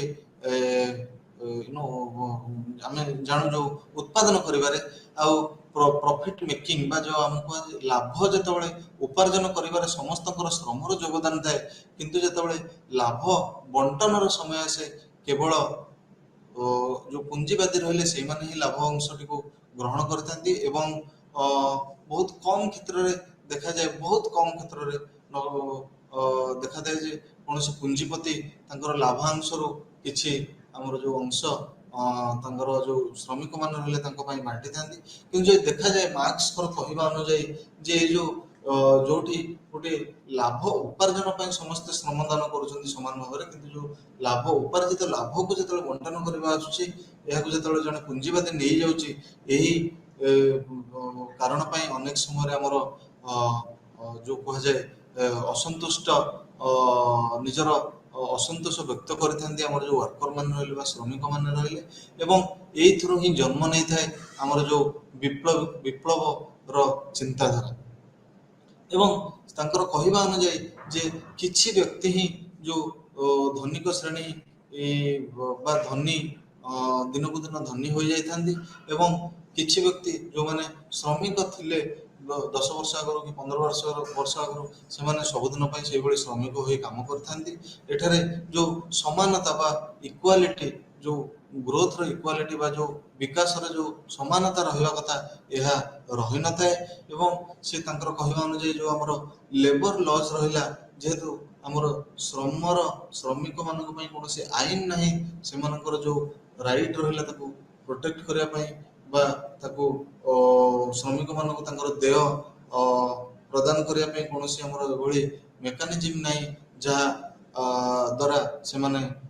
ଅସନ୍ତୁଷ୍ଟ ହୋଇଥାନ୍ତି ଏବଂ ମୁଖ୍ୟତଃ ଭାବରେ ଯଦି ଦେଖାହେଲା ଯେଉଁ ଆମର କୁହାଯାଏ ଅନଇକ୍ୱାଲ ଡିଷ୍ଟ୍ରିବ୍ୟୁସନ୍ ଅଫ୍ ୱେଲ୍ଥ ଯେଉଁ ଅସମାନତା ଭାବରେ ଯେଉଁ ସମ୍ପତ୍ତିର ଯେଉଁ ବଣ୍ଟନ କରାଯାଇଥାଏ ତେଣୁ ଏଇଥିପାଇଁ ମୁଖ୍ୟତଃ ଭାବେ ଯେଉଁ ୱାର୍କିଂ କ୍ଲାସ୍ ରହିଲେ ସେମାନେ ଅସନ୍ତୋଷ ବ୍ୟକ୍ତ କରିଥାନ୍ତି। ଏହାପରେ ଆମେ ଦେଖିବା ଯେ ଯେଉଁ କ୍ୟାପିଟାଲିଜିମକୁ ନେଇ ଯେଉଁ ଆଲୋଚନା ହେଇଛି ମୁଖ୍ୟତଃ ଏଇ କ୍ୟାପିଟାଲିଜିମକୁ ନେଇ ଯେଉଁ ଆଲୋଚନା ହେଇଛି ଆମେ ଯଦି ଦେଖିବା ଆମର ବିଶ୍ୱ ସ୍ତରରେ ଗୋଟେ ହେଉଛି ବ୍ରେନର ଡିବେଟ୍। ଆମେ ସମସ୍ତେ ଜାଣୁ ଏହା ବହୁତ ପପୁଲାର ଏବଂ ଏହା ଲୋକପ୍ରିୟ ଡିବେଟ୍ ଯେଉଁଥିରେ ଆମର ରବର୍ଟ ବ୍ରେନର ଗୋଟେ ଡିବେଟ୍ ଷ୍ଟାର୍ଟ କରିଥିଲେ ଯେ କ୍ୟାପିଟାଲିଜିମ୍ ବା ଯେଉଁ ପୁଞ୍ଜିବାଦ କିଭଳି ଭାବେ ବ୍ରିଟେନରୁ ଆରମ୍ଭ ହୋଇଥିଲା ଏବଂ ଏହି ଡିବେଟ୍ର ଅନ୍ୟ କିଛି ଯେଉଁ ସ୍କଲାର ମାନେ ଥିଲେ ସେମାନେ ମଧ୍ୟ ଏହାକୁ ପରେ ଏକ୍ସଟେଣ୍ଡ କରିଥିଲେ ଏବଂ ଯୋଗ ଦେଇଥିଲେ ଏବଂ ସେମାନେ ହେଉଛନ୍ତି ମାରିଓ ଡବ୍ ଆଣ୍ଡ ପଲ୍ ସୁଇଚି। ଆମର ଯେଉଁମାନେ ଅର୍ଥନୀତିରେ ଏଇ ଯେଉଁ ଥିଓରିଷ୍ଟ ମାନେ ବହୁତ ଲୋକପ୍ରିୟ ଏବଂ ଆମେ ଯଦି ଦେଖିବା ଡବ୍ ସୁଇଚି ଡିବେଟ୍ରେ ମଧ୍ୟ ସେମାନେ ମଧ୍ୟ ଅତି ଡିଟେଲରେ ବା ପୁଙ୍ଖାନୁପୁଙ୍ଖ ଭାବେ ଆଲୋଚନା କରିଥିଲେ ଆମର ଯେଉଁ କ୍ୟାପିଟାଲିଷ୍ଟ ଟ୍ରାନ୍ସଫର୍ମେସନ୍ ରହିଛି ବା ଯେଉଁ ପୁଞ୍ଜିବାଦ ସମାଜର ଯେଉଁ ପରିବର୍ତ୍ତନ ରହିଛି ଆମର ବ୍ରିଟେନରେ ହେଇଥିଲା ତାକୁ ନେଇ ଆଲୋଚନା ହେଇଥିଲା ଏବଂ ଯଦି ଆମେ ଦେଖିବା ଇଣ୍ଡିଆ ବା ଆମର ଭାରତ କ୍ଷେତ୍ରରେ ଯୋଉ କ୍ୟାପିଟାଲିଜିମକୁ ଯୋଉ ନେଇ ଆଲୋଚନା ହେଇଥିଲା ଆମର ମୋଡ ଅଫ ପ୍ରଡକ୍ସନ ଡିବେଟ୍, ଏହା ବିଷୟରେ ବିସ୍ତୃତ ଭାବରେ ଆମେ ଆଲୋଚନା କରିଥିଲେ ପୂର୍ବ କ୍ଲାସରେ। କିଭଳି ଭାବେ ଗୋଟିଏ ଗ୍ରୁପ ଅଫ ସ୍କଲର କହିଲେ ଯେ ଭାରତର କୃଷି ବ୍ୟବସ୍ଥା ହେଉଛି କ୍ୟାପିଟାଲିଷ୍ଟ ଏଗ୍ରିକଲଚର ବା ପୁଞ୍ଜିବାଦୀ କୃଷି ବ୍ୟବସ୍ଥା। ଆଉ ଦଳେ ଆଉ ଗୋଟିଏ ଗ୍ରୁପର ସ୍କଲର ମାନେ ସେମାନେ କିଭଳି ଭାବରେ କହିଲେ ନା ଏହା ହେଉଛି ଗୋଟେ ସେମି ଫ୍ୟୁଡାଲ ସେମି ଫ୍ୟୁଡାଲ ମୋଡ ଅଫ ପ୍ରଡକ୍ସନ ବା ଯୋଉ ଆମର ସେମି ଫ୍ୟୁଡାଲ ଏଗ୍ରିକଲଚର। ଏବଂ ଆଉ ଜଣେ ଯୋଉ ଗ୍ରୁପ ରହିଲେ ନାଇଁ ଆଉ ଯୋଉ ଅନ୍ୟ ଜଣେ ତୃତୀୟ ଗ୍ରୁପ ଯୋଉ ରହିଲେ ବା ଗୋଷ୍ଠୀ ରହିଲେ ସ୍କଲର ମାନେ, ସେମାନେ ଦୁଇ ଗ୍ରୁପର ଯୁକ୍ତିକୁ ଖଣ୍ଡନ କରି କହିଥିଲେ ଯେ ନାଇଁ ଆମର ଯୋଉ ମୋଡ ଅଫ ପ୍ରଡକ୍ସନ ରହିଛି ଭାରତରେ ଏହା ମୁଖ୍ୟତଃ କଲୋନିଆଲ ମୋଡ ଅଫ ପ୍ରଡକ୍ସନ। କିନ୍ତୁ ଯଦି ଦେଖିବା ଆଲିସ ଥର୍ନର ଯିଏ ଆକ୍ଚୁଆଲି ତିନୋଟି ଯୁକ୍ତି ବା ତିନୋଟି ଗ୍ରୁପର ଯୋଉ ଯୁକ୍ତିକୁ ଥିଲା ଆଲୋଚନା କରି ସିଏ କହିଲେ ଯେ ଯଦି ଦେଖାଯାଏ ଭାରତର ଯୋଉ ଜିଓଗ୍ରାଫିକାଲ ଡାଇଭରସିଟି ରହିଛି, ଆମର ଯୋଉ ଭୌଗୋଳିକ ବିଭିନ୍ନତା ରହିଛି ଏବଂ ସାଂସ୍କୃତିକ ବିଭିନ୍ନତା ରହିଛି ବା କଲଚରାଲ ଡାଇଭରସିଟି ରହିଛି, ଏଥିପାଇଁ ଯୋଉ କୃଷି ବ୍ୟବସ୍ଥା ରହିଛି ଏହା ସବୁ ଗୋଟିଏ ଜାଗାରୁ ଅନ୍ୟ ଜାଗାକୁ ନେଇ ପରିବର୍ତ୍ତିତ ହୋଇଥାଏ। ତେଣୁ ଆମେ ଗୋଟିଏ ଯୋଉ ଇଂରାଜୀରେ ଗୋଟେ କଥା ଅଛି ଯେ one jacket fit for all ବା ସମସ୍ତଙ୍କ ପାଇଁ ଗୋଟିଏ ଜ୍ୟାକେଟ୍, ଏହା ଏଇ ଯୋଉ ଯୁକ୍ତି ସତ୍ୟ ନୁହେଁ। ତେଣୁ ଭାରତର ଯୋଉ ମୋଡ ପ୍ରଡକ୍ସନ ରହିଛି, ଯଦି ଆମେ ଗୋଟିଏ ରାଜ୍ୟକୁ ଯିବା ଯଦି ସେଠି କ୍ୟାପିଟାଲିଷ୍ଟ ଅଛି, ଏହାର ମାନେ ନୁହେଁ ଯେ ପୁରା ଦେଶର ମୋଡ ପ୍ରଡକ୍ସନ କ୍ୟାପିଟାଲିଷ୍ଟ। ଅନେକ ସମୟରେ ଯୋଉ ପାଖ ପଡୋଶୀ ରାଜ୍ୟ ମଧ୍ୟ କ୍ୟାପିଟାଲିଷ୍ଟ ନ ହେଇପାରେ। ଉଦାହରଣ ସ୍ୱରୂପ ଆମର ଯୋଉଭଳି ଆନ୍ଧ୍ର ପ୍ରଦେଶ ଭଳି ରାଜ୍ୟ, ଯଦି ସେଠି କ୍ୟାପିଟାଲିଷ୍ଟ ଏଗ୍ରିକଲଚର ହେଲା, ଯୋଉ ସ୍କଲାର ମାନେ ଯୋଉମାନେ ମୋଡ ପ୍ରଡକ୍ସନ ଡିବେଟରେ କାମ କରିଥିଲେ ଯୋଉଭଳି ଓଡ଼ିଶା କ୍ଷେତ୍ରରେ ଆର୍.ଏସ୍. ରାଓ, ଯଦିଓ ଆନ୍ଧ୍ର ଆମର ପଡୋଶୀ ରାଜ୍ୟ କିନ୍ତୁ ଆମର ଓଡ଼ିଶାର ମୋଡ ପ୍ରଡକ୍ସନ ଆର୍.ଏସ୍. ରାଓ କହିଥିଲେ ଯେ ଏହା ଏକ ସେମି ଫ୍ୟୁଡାଲ ମୋଡ ପ୍ରଡକ୍ସନ। ତେଣୁ ଏ ଯୋଉ ଯୁକ୍ତି ରହିଛି କ୍ୟାପିଟାଲିଜିମକୁ ନେଇ ବା ଯୋଉ ଡିବେଟ ରହିଛି, ଯୋଉ ଆଲୋଚନା ରହିଛି, ଏହା ଏଇଠି ସରିଯାଇ ନଥିଲା। ଏ ଯୋଉ Indian Mod of production debate ଯୋଉ ହେଇଥିଲା 1990 ମସିହାରେ ଶେଷ ହେଇଯାଇଥିଲା, ତାହା ବର୍ତ୍ତମାନ ପୁଣି ଆଉଥରେ 2011 ମସିହାରେ ପୁଣି ରିଭାଇଜ ହେଇଛି। ଏବଂ କେତେ ଗୁଡ଼ିଏ ସ୍କଲାର ଯୋଉଭଳି ଆମେ ଦେଖିବା ଅକ୍ସଫୋର୍ଡ ବିଶ୍ୱବିଦ୍ୟାଳୟର ବାର୍ବରା ହାରିସ୍ ହ୍ୱାଇଟ୍, SOAS ବା school of oriental and African studies, London ୟୁନିଭର୍ସିଟିର ସ୍କଲାର ଅଛନ୍ତି ଜେନ୍ସ ଲେର୍ଚେ, ଆମର ହାରୁନ ଆକ୍ରମ ଲୋଧି ଏବଂ ହେନରୀ ବରନଷ୍ଟାଇନ, ଉତ୍ସାହ ପଟ୍ଟନାୟକ, ଏଇଭଳି କେତେ ଗୁଡ଼ିଏ ସ୍କଲାର ଯୋଉମାନେ ରହିଲେ, ସେମାନେ ପୁଣି ଥରେ ତାଙ୍କର ଯୋଉ ଚେଷ୍ଟା ଆରମ୍ଭ କରିଛନ୍ତି 2011 ମସିହାରୁ। ବର୍ତ୍ତମାନ ମଧ୍ୟ ଏହା ଉପରେ ଆଲୋଚନା ଚାଲିଛି, ଡିବେଟ ଚାଲିଛି। ଏବଂ ସେଇ ଯୋଉ ନୂଆ ଡିବେଟଟି ଆସିଛି ତାର ଯଦି ଦେଖିବା ମୁଖ୍ୟ ବିଷୟବସ୍ତୁ ହେଉଛି ଆଗ୍ରାରିଆନ ଟ୍ରାନଜିସନ। ଏବଂ ଏଇ ଆଗ୍ରାରିଆନ ଟ୍ରାନଜିସନ ଡିବେଟରେ ମୁଖ୍ୟତଃ ଆଲୋଚନା ଚାଲିଛି କିଭଳି ଭାବେ ଯୋଉ ପୁଞ୍ଜିବାଦର ସମ୍ପ୍ରସାରଣ ହେଇଥିଲା, ଯୋଉ ଏକ୍ସପାନସନ ହେଇଥିଲା ଆମର କ୍ୟାପିଟାଲିଜିମର, ଯାହା ଗ୍ରୀନ ରିଭଲ୍ୟୁସନ ଟାଇମରୁ ଆରମ୍ଭ ହୋଇ ଆମର ଗ୍ଲୋବାଲାଇଜେସନ ଯାହା ଜଗତୀକରଣ ଠୁ ଯେତେବେଳେ ପୁଣି ନୂଆ ଭାବରେ ଆମେ ଯୋଉ ନିଓ ଲିବରାଲିଜିମ କନସେପ୍ଟ ଆସିଲା, ତାକୁ ନେଇ ଆମେ ଯୋଉଭଳି ଭାବେ କ୍ୟାପିଟାଲିଜିମ ବା ଯୋଉ କ୍ୟାପିଟାଲିଷ୍ଟ ଏଗ୍ରିକଲଚର ଭାରତରେ ପ୍ରବେଶ କରିଥିଲା, ତାର ପ୍ରଭାବ ଉପରେ ଆଲୋଚନା ଚାଲିଛି। ଏବଂ ଏଇ ପ୍ରଭାବ ଉପରେ ଯୋଉ ଆଲୋଚନା ଚାଲିଛି, ଏହାର ମୁଖ୍ୟ ବିଷୟବସ୍ତୁ ହେଲା ଯେ ପୁଞ୍ଜିବାଦ ଆସିବା ଦ୍ୱାରା ଯୋଉ ଭାରତର କୃଷି ଉପରେ କି ପ୍ରଭାବ ପଡିଛି ଏବଂ କୃଷକମାନଙ୍କ ଉପରେ କି ପ୍ରଭାବ ପଡିଛି। ମୁଖ୍ୟତଃ ଭାବରେ ଯଦି କ୍ଷୁଦ୍ର ଚାଷୀ ଦେଖିବା ଏବଂ ବଡ଼ ଚାଷୀ ଦେଖିବା, ତେଣୁ ଏହି ବିଷୟରେ ଆଲୋଚନା ଚାଲିଛି। ଯଦିଓ ଏଇ ଯୋଉ ଆଲୋଚନା ଚାଲିଛି ଏହା କୌଣସି ଏକ ମୀମାଂସିତ ପର୍ଯ୍ୟାୟରେ ବା ଯୋଉ କନକ୍ଲୁଜନରେ ପହଞ୍ଚିନି, କିନ୍ତୁ ବର୍ତ୍ତମାନ ମଧ୍ୟ ଏଇ ଯୋଉ କ୍ୟାପିଟାଲିଜିମ ବା ଭାରତର ଯୋଉ ଆମର କୃଷିରେ ଆମର ଯୋଉ ପୁଞ୍ଜିବାଦ ରହିଛି, ପୁଞ୍ଜିବାଦୀ ପନ୍ଥା ଉତ୍ପାଦନର ପନ୍ଥାକୁ ନେଇ ଆଲୋଚନା ଏବେ ମଧ୍ୟ ଜାରି ରହିଛି। ବର୍ତ୍ତମାନ ଆମେ ଆଲୋଚନା କରିବା ସୋସିଆଲିଜିମ ଉପରେ। ସୋସିଆଲିଜିମ ବା ସମାଜବାଦ ଆମେ ଯାହାକୁ କହୁ, ଆମେ ଯଦି ଦେଖିବା ସମାଜବାଦର ମୂଳ ମନ୍ତ୍ର ହେଲା ଯେ ଏଠାରେ ଯୋଉ ଆମର ଓନରସିପ ରହିଛି, ମୁଖ୍ୟତଃ ଭାବରେ ଯୋଉ ପ୍ରାଇଭେଟ ଓନରସିପ ଆମର କ୍ୟାପିଟାଲିଷ୍ଟ ସିଷ୍ଟମରେ ଥିଲା ବା ଯୋଉ ପୁଞ୍ଜିବାଦୀ ସମାଜରେ ଆମର ଯେତେବେଳେ ଗୋଟେ ମାଲିକାନା ଯୋଉ କୁହାଯାଏ, ଜମି ହେଲା ଯୋଉ ମିନ୍ସ ଅଫ ପ୍ରଡକ୍ସନ ବା ଉତ୍ପାଦନର ଯୋଉ ମାଧ୍ୟମ ଗୁଡ଼ିକ ଥିଲା, ଜମି ହଉ କିମ୍ବା ଅର୍ଥରାଶି ହଉ କିମ୍ବା ଯନ୍ତ୍ରପାତି ହଉ, ଏଇ ଯୋଉ ନ୍ୟାଚୁରାଲ ରିସୋର୍ସେସ୍ ଆମର ରହିଲା, ଜଙ୍ଗଲଠୁ ଆରମ୍ଭ କରି ଯେତେ ଗୁଡ଼ିଏ ନ୍ୟାଚୁରାଲ ରିସୋର୍ସେସ୍ ରହିଲା, ଏଇ ଗୁଡ଼ିକର ଯୋଉ ମାଲିକାନା ଥିଲା, ଏହା ପ୍ରଥମେ ତ ଗୋଟେ ପୁଞ୍ଜିବାଦୀ ମାନଙ୍କ ପାଖରେ ଥିଲା। କିନ୍ତୁ ସୋସିଆଲିଜିମରେ କହିବା ଅନୁଯାୟୀ ଯେ ବା ଯେଉଁ ସମାଜବାଦର ସମାଜବାଦୀ ଯେଉଁ ସମାଜର ମୁଖ୍ୟତଃ ବୈଶିଷ୍ଟ୍ୟ ହେଲା ଯେ ଏଥିରେ ଏହାର ମାଲିକାନା ପବ୍ଲିକ ବା ଲୋକମାନଙ୍କ ପାଖରେ ରଖାଯାଇଥାଏ ବା ଷ୍ଟେଟ୍ ପାଖରେ ରଖାଯାଇଥାଏ। ତେଣୁ ଏଥିରେ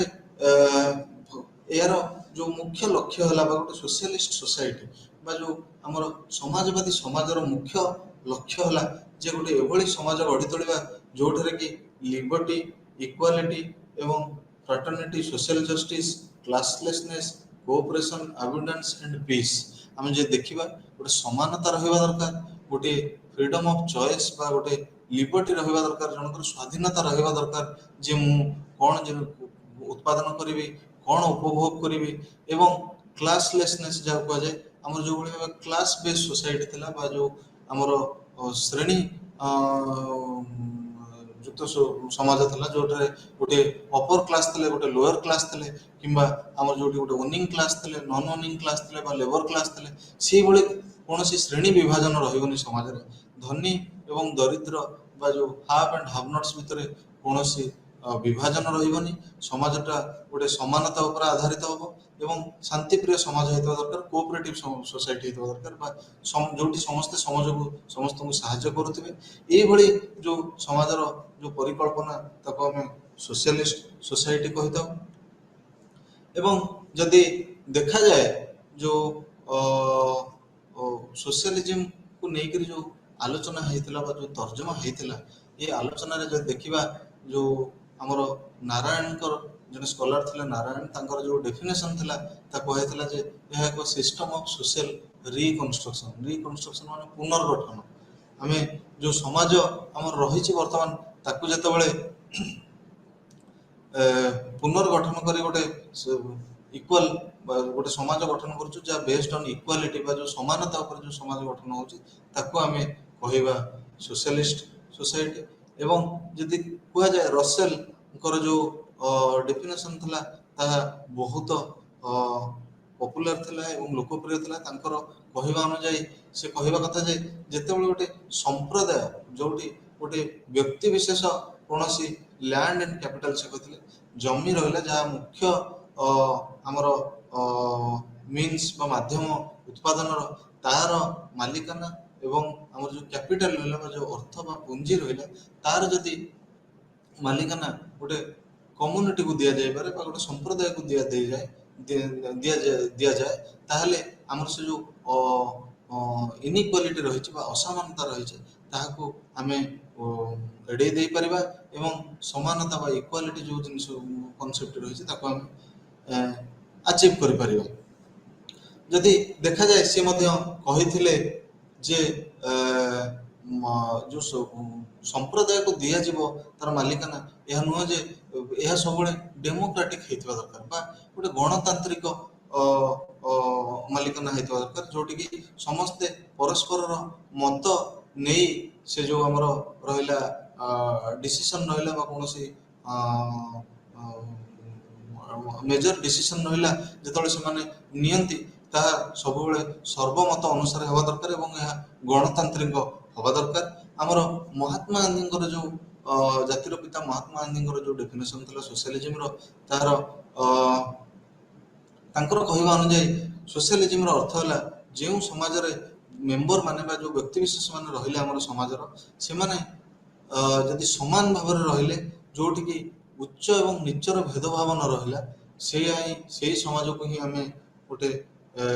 ସୋସିଆଲିଷ୍ଟ ସମାଜ କହିପାରିବା ବା ସେଇ ସମାଜରେ ହିଁ ଗୋଟେ ସମାଜବାଦୀ ସେଇ ସମାଜକୁ ଗୋଟେ ସମାଜବାଦୀ ସମାଜ ବୋଲି କହିପାରିବା। ଯଦି ଆମର ଦେଖିବା ଯେଉଁ ଆମର ପ୍ରି ରିକ୍ୱିଜିଟ୍ସ ରହିଛି ସୋସିଆଲିଜିମର କ'ଣ କ'ଣ ଆମେ ଯଦି ଦେଖିବା ସମାଜବାଦରେ ସମାଜକୁ ସବୁଠୁ ଅଧିକ ପ୍ରାଧାନ୍ୟ ଦିଆଯାଇଥାଏ, ସାମାଜିକ ଆବଶ୍ୟକତାଟାକୁ ଅଧିକ ପ୍ରାଧାନ୍ୟ ଦିଆଯାଇଥାଏ ଏବଂ ଯଦି ଦେଖାଯାଏ ଏଇ ଯେଉଁ ସମାଜବାଦ ଆସିବା ଫଳରେ ଯେଉଁ ଆମର ପୁଞ୍ଜିବାଦ ରହିଛି ଏହା ଏଲିମିନେଟ୍ ହୋଇଯାଇଥାଏ ବା ନିଷ୍କ୍ରିୟ ହୋଇଯାଇଥାଏ ଏବଂ ଏହା ଯେଉଁ ସମାଜବାଦ ରହିଛି ଏହା ମୁଖ୍ୟତଃ ଯେଉଁ ସମାନତା ଯେଉଁ କନସେପ୍ଟ ରହିଛି ବା ସମାନତା ରହିଛି ସମାନତାକୁ ଆଣିଥାଏ। ଏବଂ ଯଦି ଦେଖାଯାଏ ସମାଜବାଦ ମୁଖ୍ୟତଃ ଭାବରେ ଯେଉଁ ପ୍ରାଇଭେଟ୍ ପ୍ରପର୍ଟି ଓନରସିପ୍ ରହିଛି ବା ବ୍ୟକ୍ତିଗତ ମାଲିକାନା ଯେଉଁ ରହିଛି ସମ୍ପତ୍ତିର, ଏହାକୁ ମୁଖ୍ୟତଃ ଭାବରେ ଏଇ ଯେଉଁ ସିଷ୍ଟମଟି ରହିଛି ଏହା ଡିସଫଙ୍କସନାଲ ହେଇଯାଇଥାଏ। ଏବଂ ଆମେ ଯଦି ଦେଖିବା ଯେଉଁ ବିଭିନ୍ନ ପ୍ରକାରର ସମାଜବାଦ ରହିଛି, ଗୋଟିଏ ହେଲା ଆମର ଷ୍ଟେଟ୍ ସୋସିଆଲିଜିମ୍, ଯେଉଁ ଇଣ୍ଟରଫିୟର କରିଥାଏ, ରେଗୁଲେଟ୍ କରିଥାଏ ଏବଂ ଷ୍ଟେଟ୍ ସବୁବେଳେ ଚେଷ୍ଟା କରିଥାଏ ଯେ କିଭଳି ଭାବେ ଯେଉଁ ଇନିକ୍ୱାଲିଟି ଅଛି ବା ଅସମାନତା ଅଛି ସବୁବେଳେ ତାହା ନ ବଢ଼ୁ, ଏବଂ ସେଇ ଷ୍ଟେଟ୍କୁ ଆମେ ଷ୍ଟେଟ୍ ସୋସିଆଲିଷ୍ଟ ବା ସୋସିଆଲିଷ୍ଟ ଷ୍ଟେଟ୍ ବୋଲି କହିଥାଉ। ଏବଂ ଷ୍ଟେଟ୍ ସବୁବେଳେ ଗୋଟେ ୱାଚଡଗ୍ ଭଳି ଥାଏ ବା ଗୋଟେ ମାନେ ପ୍ରହରୀ ଭଳି କାମ କରେ ସବୁବେଳେ, ଯେ ଯେକୌଣସି ଉଦାହରଣ ସ୍ୱରୂପ ଯେକୌଣସି ଗୋଟେ ଫରେନ୍ ପଲିସି ଆସିଲା ଆମ ଦେଶରେ ବା କୌଣସି ଦେଶରେ ଗୋଟେ ସୋସିଆଲିଷ୍ଟ କଣ୍ଟ୍ରି ଯେତେବେଳେ ଫରେନ୍ ପଲିସି ଗୋଟେ ଇମ୍ପ୍ଲିମେଣ୍ଟ ହେବା ପାଇଁ ଆସେ, ସେମାନେ ସବୁବେଳେ ତାର କଷ୍ଟ ଆଣ୍ଡ ବେନିଫିଟ୍ ସବୁବେଳେ ସେ ଯେଉଁ ଆମର ଷ୍ଟେଟ୍ ରହିଲା, ସୋସିଆଲିଷ୍ଟ ଷ୍ଟେଟ୍ ରହିଲା, ସେ ସବୁବେଳେ କଷ୍ଟ ଆଣ୍ଡ ବେନିଫିଟ୍ ବା ଲାଭ ଏବଂ କ୍ଷତି, ତାର ଯେଉଁ ମୂଲ୍ୟ ସେ ବିନିଯୋଗ କରୁଛନ୍ତି ଏବଂ ତା ଦ୍ୱାରା କେତେ ଲାଭ, ଲୋକମାନେ କେତେ ଲାଭ ପାଇବେ, ଦେଶ କେତେ ଲାଭ ପାଇବ, ପରିବେଶ କେତେ ଦୂର ସୁରକ୍ଷିତ, ଏଇସବୁ ଜିନିଷ ଗୁଡ଼ିକୁ ନେଇ ତର୍ଜମା କରିଥାନ୍ତି। ଏବଂ ସବୁବେଳେ ଷ୍ଟେଟ୍ ଗୋଟେ ତାର ରେଗୁଲେଟରୀ ବଡି ରଖିଥାଏ, ଯାହା ଯେଉଁ ଆମର ଅନୁଧ୍ୟାନ କରିବା ପାଇଁ ଗୋଟେ ମେକାନିଜିମ୍ ସବୁବେଳେ ରଖିଥାଏ ଏବଂ ଷ୍ଟେଟ୍ ଏହାକୁ କଣ୍ଟ୍ରୋଲ କରିଥାଏ। ଏବଂ ଏଇ ଯେଉଁ ସମାଜ ଗୁଡ଼ିକରେ ଦେଖାଯାଇଥାଏ ଯେ ଏଠି ଯେଉଁ ଆମର ଇନିକ୍ୱାଲିଟି ରହିଲା, ଏହା ବା ଅସମାନତା ରହିଲା, ଏହା ବଢ଼ିବାର ଚାନ୍ସ ବହୁତ କମ୍ ଥାଏ, ପ୍ରୋବାବିଲିଟି ବହୁତ କମ୍ ଥାଏ। ଏହାପରେ ଆମେ ଦେଖିବା ମିଲିଟାରୀ ସୋସିଆଲିଜିମ୍। ମିଲିଟାରୀ ସୋସିଆଲିଜିମ୍ରେ ଦେଖାଯାଏ ଯେତେବେଳେ ଗୋଟେ ସୈନିକମାନେ ଯାଆନ୍ତି ଯୁଦ୍ଧ କରିବା ପାଇଁ, ସେତେବେଳେ ସୈନିକମାନେ କେବେ ହେଲେ ନିଜର ପର୍ସନାଲ ବେନିଫିଟ୍, ସେ ଯେଉଁ ଯୁଦ୍ଧ ଜିତିବା ଦ୍ୱାରା କେତେ କ'ଣ ପାଇବେ, ତାହା କେବେ ହେଲେ ସେମାନେ ତର୍ଜମା କରିନଥାନ୍ତି କିମ୍ବା ତାହାକୁ କେବେ ହେଲେ ସେମାନେ ଗଣନା କରିନଥାନ୍ତି କିମ୍ବା ସେ ବିଷୟରେ କେବେ ଆଲୋଚନା କରିନଥାନ୍ତି। ସେମାନେ ସବୁବେଳେ ଏକାଠି ହେଇ ଯୁଦ୍ଧ କରିଥାନ୍ତି ଏବଂ ସେମାନଙ୍କର ଲକ୍ଷ୍ୟ ସବୁବେଳେ ସୋସାଇଟି। ଏବଂ ଯେ ଦେଖିବା ଖ୍ରୀଷ୍ଟିଆନ ସୋସିଆଲିଜିମ୍, ଯେ ଦେଖିବା ଏହା ଉପରେ ଅନେକ ଗୁଡ଼ିଏ ଆଲୋଚନା ହେଇଛି। ଯେ ଦେଖିବା ଗୋଟେ ସମ୍ପ୍ରଦାୟ, ଗୋଟେ ଯେଉଁ ଆମର ଧାର୍ମିକ ସମ୍ପ୍ରଦାୟ ରହିଲା, ସେମାନେ ଧର୍ମ ସହିତ ମଧ୍ୟ ଅନେକ ଗୁଡ଼ିଏ ସେବା ଯୋଗାଇ ଦେଇଥାନ୍ତି ଲୋକମାନଙ୍କ ପାଇଁ। ଏବଂ ଯେ ଦେଖାଯାଏ ଏ ଯେଉଁ ଖ୍ରୀଷ୍ଟିଆନ ସୋସିଆଲିଜିମ୍ ରହିଲା ଆମର, ଏହାକୁ ନେଇ ଅନେକ ଗୁଡ଼ିଏ ଯୁକ୍ତିତର୍କ ମଧ୍ୟ ପୂର୍ବରୁ ହେଇଛି, ଅନେକ ଗୁଡ଼ିଏ ତର୍ଜମା କରାଯାଇଛି ଏହା ଉପରେ। ଯେ ଆମର ଦେଖିବା ଯଦି ବର୍ତ୍ତମାନ ପରିପ୍ରେକ୍ଷୀରେ କେତେ ଗୁଡ଼ିଏ ସଂସ୍ଥାର ଫଣ୍ଡିଂ ବା ଯେଉଁ ଆର୍ଥିକ ସହାୟତା ଆସେ ବିଦେଶରୁ, ତାକୁ ବନ୍ଦ କରିଦିଆଯାଇଛି। କାରଣ କେତେ ଗୁଡ଼ିଏ ଯେଉଁ ଆମର ଇନଭେଷ୍ଟିଗେସନରୁ ଜଣାପଡ଼ିଲା ଯେ ଯେଉଁ ଆମର ସୋସିଆଲିଜିମ୍ ନାଁରେ ବା ସାହାଯ୍ୟ କରିବା ନାଁରେ କେତେ ଗୁଡ଼ିଏ ସଂସ୍ଥା ରହିଲେ, ଯେଉଁମାନେ ସେମାନେ ରିଲିଜିୟସ୍ କନଭର୍ସନ୍ ବା ଧର୍ମାନ୍ତୀକରଣରେ ନିଜକୁ ନିୟୋଜିତ କରୁଥିଲେ। ଯଦିଓ ଏହି କେସ୍ର ବର୍ତ୍ତମାନ ଶୁଣାଣି ଚାଲିଛି, କିନ୍ତୁ ଏହି ଆକ୍ଷେପକୁ ନେଇ ବର୍ତ୍ତମାନ ସରକାର ଏହି ପଦକ୍ଷେପ ନେଇଛନ୍ତି। ତେଣୁ ଯଦି ଦେଖାଯାଏ ଯେଉଁ ସୋସିଆଲିଜିମ୍, ଖ୍ରୀଷ୍ଟିଆନ ସୋସିଆଲିଜିମ୍ ରହିଲା, ଏଠାରେ ଯେଉଁ ଆମର ସମାଜକୁ ସାହାଯ୍ୟ କରାଯାଇଥାଏ ଏବଂ ଅନେକ କ୍ଷେତ୍ରରେ ଏଇ ଯେଉଁ ସମାଜକୁ ସାହାଯ୍ୟ କରିବା ନାଁରେ ମଧ୍ୟ ଯେଉଁ ଧାର୍ମିକ ଧର୍ମାନ୍ତୀକରଣ ଭଳି କେତେ ଗୁଡ଼ିଏ ରହିଛି ଆମର ପଦକ୍ଷେପ ସେମାନେ ନେଇଥାନ୍ତି, ଯାହାଦ୍ୱାରା କି ଅନେକ ସମୟରେ ସେମାନଙ୍କୁ ଗୁଡ଼ିଏ ଯେଉଁ ଆଇନଗତ ଆମର ଡିଫିକଲ୍ଟିଜ୍ ରହିଛି ବା ହର୍ଡଲ୍ସ ରହିଛି, ସମ୍ମୁଖୀନ ହେବାକୁ ପଡ଼ିଥାଏ। ଯଦିଓ ଆମର ଆଲୋଚନା, ଯଦିଓ ଏହା ବିଷୟରେ କୌଣସି ଯୁକ୍ତିଯୁକ୍ତ, ଯଦିଓ ଏହା ଆମର ଆଲୋଚନାର ଅଂଶ ନୁହେଁ, କିନ୍ତୁ ମୁଖ୍ୟତଃ ଯଦି ଦେଖିବା ଯେଉଁ ସ୍କଲାର ମାନେ ରହିଲେ ସମାଜ ବିଜ୍ଞାନର, ଏ କେତେ ଗୁଡ଼ିଏ ଷ୍ଟଡିଜ୍ ଯେଉଁ ହେଇଛି ସ୍ପେଶାଲି ଆମର ଖ୍ରୀଷ୍ଟିଆନ ସୋସିଆଲିଜିମ୍କୁ ନେଇକରି ଭାରତ ସନ୍ଦର୍ଭରେ, ଏଥିରୁ କେତେ ଗୁଡ଼ିଏ ମଧ୍ୟ ସେମାନେ ତାଙ୍କର ଯେଉଁ ବିଶ୍ଳେଷଣ କରି ସେଠାରେ ମଧ୍ୟ କେତେ ଗୁଡ଼ିଏ ସେ ଯୁକ୍ତି ବାଢ଼ିଛନ୍ତି ଏହାକୁ ନେଇକରି। ଏବଂ ମୁଖ୍ୟତଃ ଖ୍ରୀଷ୍ଟିଆନ ସୋସିଆଲିଜିମ୍ରେ ଦେଖାଯାଏ ଯେ ଖ୍ରୀଷ୍ଟିଆନ ମିଶନାରୀ ଯେଉଁମାନେ ରହିଲେ, ମିଶନାରୀ ଯଦି ଆମେ ପଢ଼ିବା ଯେଉଁ ଆମର ଡେଭଲପମେଣ୍ଟ ହେଇଛି ଅନେକ ରାଜ୍ୟ, ଆମ ନର୍ଥ ଇଷ୍ଟ ହେଲା, ଓଡ଼ିଶା ହେଲା, ଯଦି ଦେଖାଯାଏ ଯେ ସେମାନେ ଯେଉଁ ସେଇ ଧର୍ମର ଯେଉଁ ପ୍ରଚାରକ ମାନେ ଥିଲେ, ସେମାନେ ଯେତେବେଳେ ତାଙ୍କର ରିଲିଜିୟସ୍ ଏକ୍ସପାନ୍ସନିଜିମ୍ ଯାହାକୁ ରହିଲା, ଆମର ସେ ଯେଉଁ ଧର୍ମର ପ୍ରଚାର କଲାବେଳେ ସେମାନେ ମଧ୍ୟ ଅନେକ କ୍ଷେତ୍ରରେ ଲୋକଙ୍କୁ ସାହାଯ୍ୟ କରିଛନ୍ତି। ତାଙ୍କର ମେଡ଼ିକାଲ ଟ୍ରିଟମେଣ୍ଟଠୁ ନେଇ ଆମର ହେଲ୍ଥ ସେକ୍ଟର ହେଉ କିମ୍ବା ଏଜୁକେସନ୍ ସେକ୍ଟର ହେଉ, ସେମାନେ ଅନେକ କ୍ଷେତ୍ରରେ ସାହାଯ୍ୟ ଯୋଗାଇ ଦେଇଛନ୍ତି। ଯଦି ଦେଖିବା ଆମର ଯେଉଁ ସୋସିଆଲିଜିମ୍ ମଡେଲ ଦେଖିଲେ ଆମର ସୋଭିଏତ ସୋସିଆଲିଷ୍ଟ ମଡେଲ ଏକ ଉଦାହରଣ, ଏବଂ ଯେଉଁ ଇଣ୍ଡିଆର ଆମର ଏକ୍ସପିରିଏନ୍ସ ରହିଛି ବା ଭାରତ ବର୍ଷର ଯେଉଁ ଏକ୍ସପିରିଏନ୍ସ ରହିଛି, ଯେଉଁ ଯେତେବେଳେ ଆମର ପ୍ରଥମ ପଞ୍ଚବାର୍ଷିକ ଯୋଜନା ଆସିଲା, ଆମର ନେହେରୁ ସୋଭିଏତ ସୋସିଆଲିଷ୍ଟ ମଡେଲ ଦ୍ୱାରା ଏତେ ପ୍ରଭାବିତ ହୋଇଥିଲେ ଯେ ସିଏ ପ୍ରଥମେ ସୋଭିଏତ ସୋସିଆଲିଷ୍ଟ ମଡେଲକୁ ଆମର ଭାରତକୁ ଆଣିଥିଲେ, ଏବଂ ଆମର ଯେଉଁ ପ୍ରଥମ ପଞ୍ଚବାର୍ଷିକ ଯୋଜନା ଦେଖାଯାଏ ଏହା ତାହା ଉପରେ ଆଧାରିତ। ଆମର ଯେଉଁ ଲ୍ୟାଣ୍ଡ ରିଫର୍ମ ମେଜର୍ସ ଆସିଥିଲା, ଯେଉଁ ଜମି ପୁନର୍ବଣ୍ଟନ କରାଗଲା, ଯାହା ପାଖରେ ଅଧିକ ଜମି ଅଛି ନେଇ ଭୂମିହୀନ ଲୋକଙ୍କୁ ଦିଆହେଲା, ଏହା ତାର ଅନ୍ତର୍ଭୁକ୍ତ ଥିଲା। ଯଦିଓ ଏହାକୁ ନେଇ ଅନେକ ତର୍ଜମା ଚାଲିଛି ଯେ ଯେଉଁ ଜମି ବଣ୍ଟନ ପ୍ରକ୍ରିୟା ବହୁତ ଅନେକାଂଶରେ ଆମର ଯେହେତୁ ପଲିସି ଫେଲିୟର ହେଲା, ତାହା ସମ୍ପୂର୍ଣ୍ଣ ଭାବେ ସଫଳ ହୋଇପାରିନଥିଲା। କେବଳ କେରଳ ଏବଂ ୱେଷ୍ଟବେଙ୍ଗଲରେ କିଛିକାଂଶରେ ସଫଳ ହୋଇଥିଲା। କିନ୍ତୁ ଯଦି ଦେଖାଯାଏ ଏ ଯେଉଁ ମଡେଲଟି ଆମର ଅଣାଯାଇଥିଲା ଇଣ୍ଡିଆର ଯେଉଁ ଭାରତବର୍ଷର ବିକାଶ ପାଇଁ ଯେଉଁ ପ୍ରଥମ ପଞ୍ଚବାର୍ଷିକ ଯୋଜନା ଏବଂ ତା ପରବର୍ତ୍ତୀ ପଞ୍ଚବାର୍ଷିକ ଯୋଜନା, ମୁଖ୍ୟତଃ ଭାବରେ ଯଦି ଦେଖାଯାଏ ଏହା ସୋଭିଏତ ସୋସିଆଲିଷ୍ଟ ମଡେଲ ଉପରେ ଆଧାରିତ ଥିଲା। ତେଣୁ ଆଜିର କ୍ଲାସକୁ ଆମେ ଏଇଠି ରଖିବା। ଧନ୍ୟବାଦ।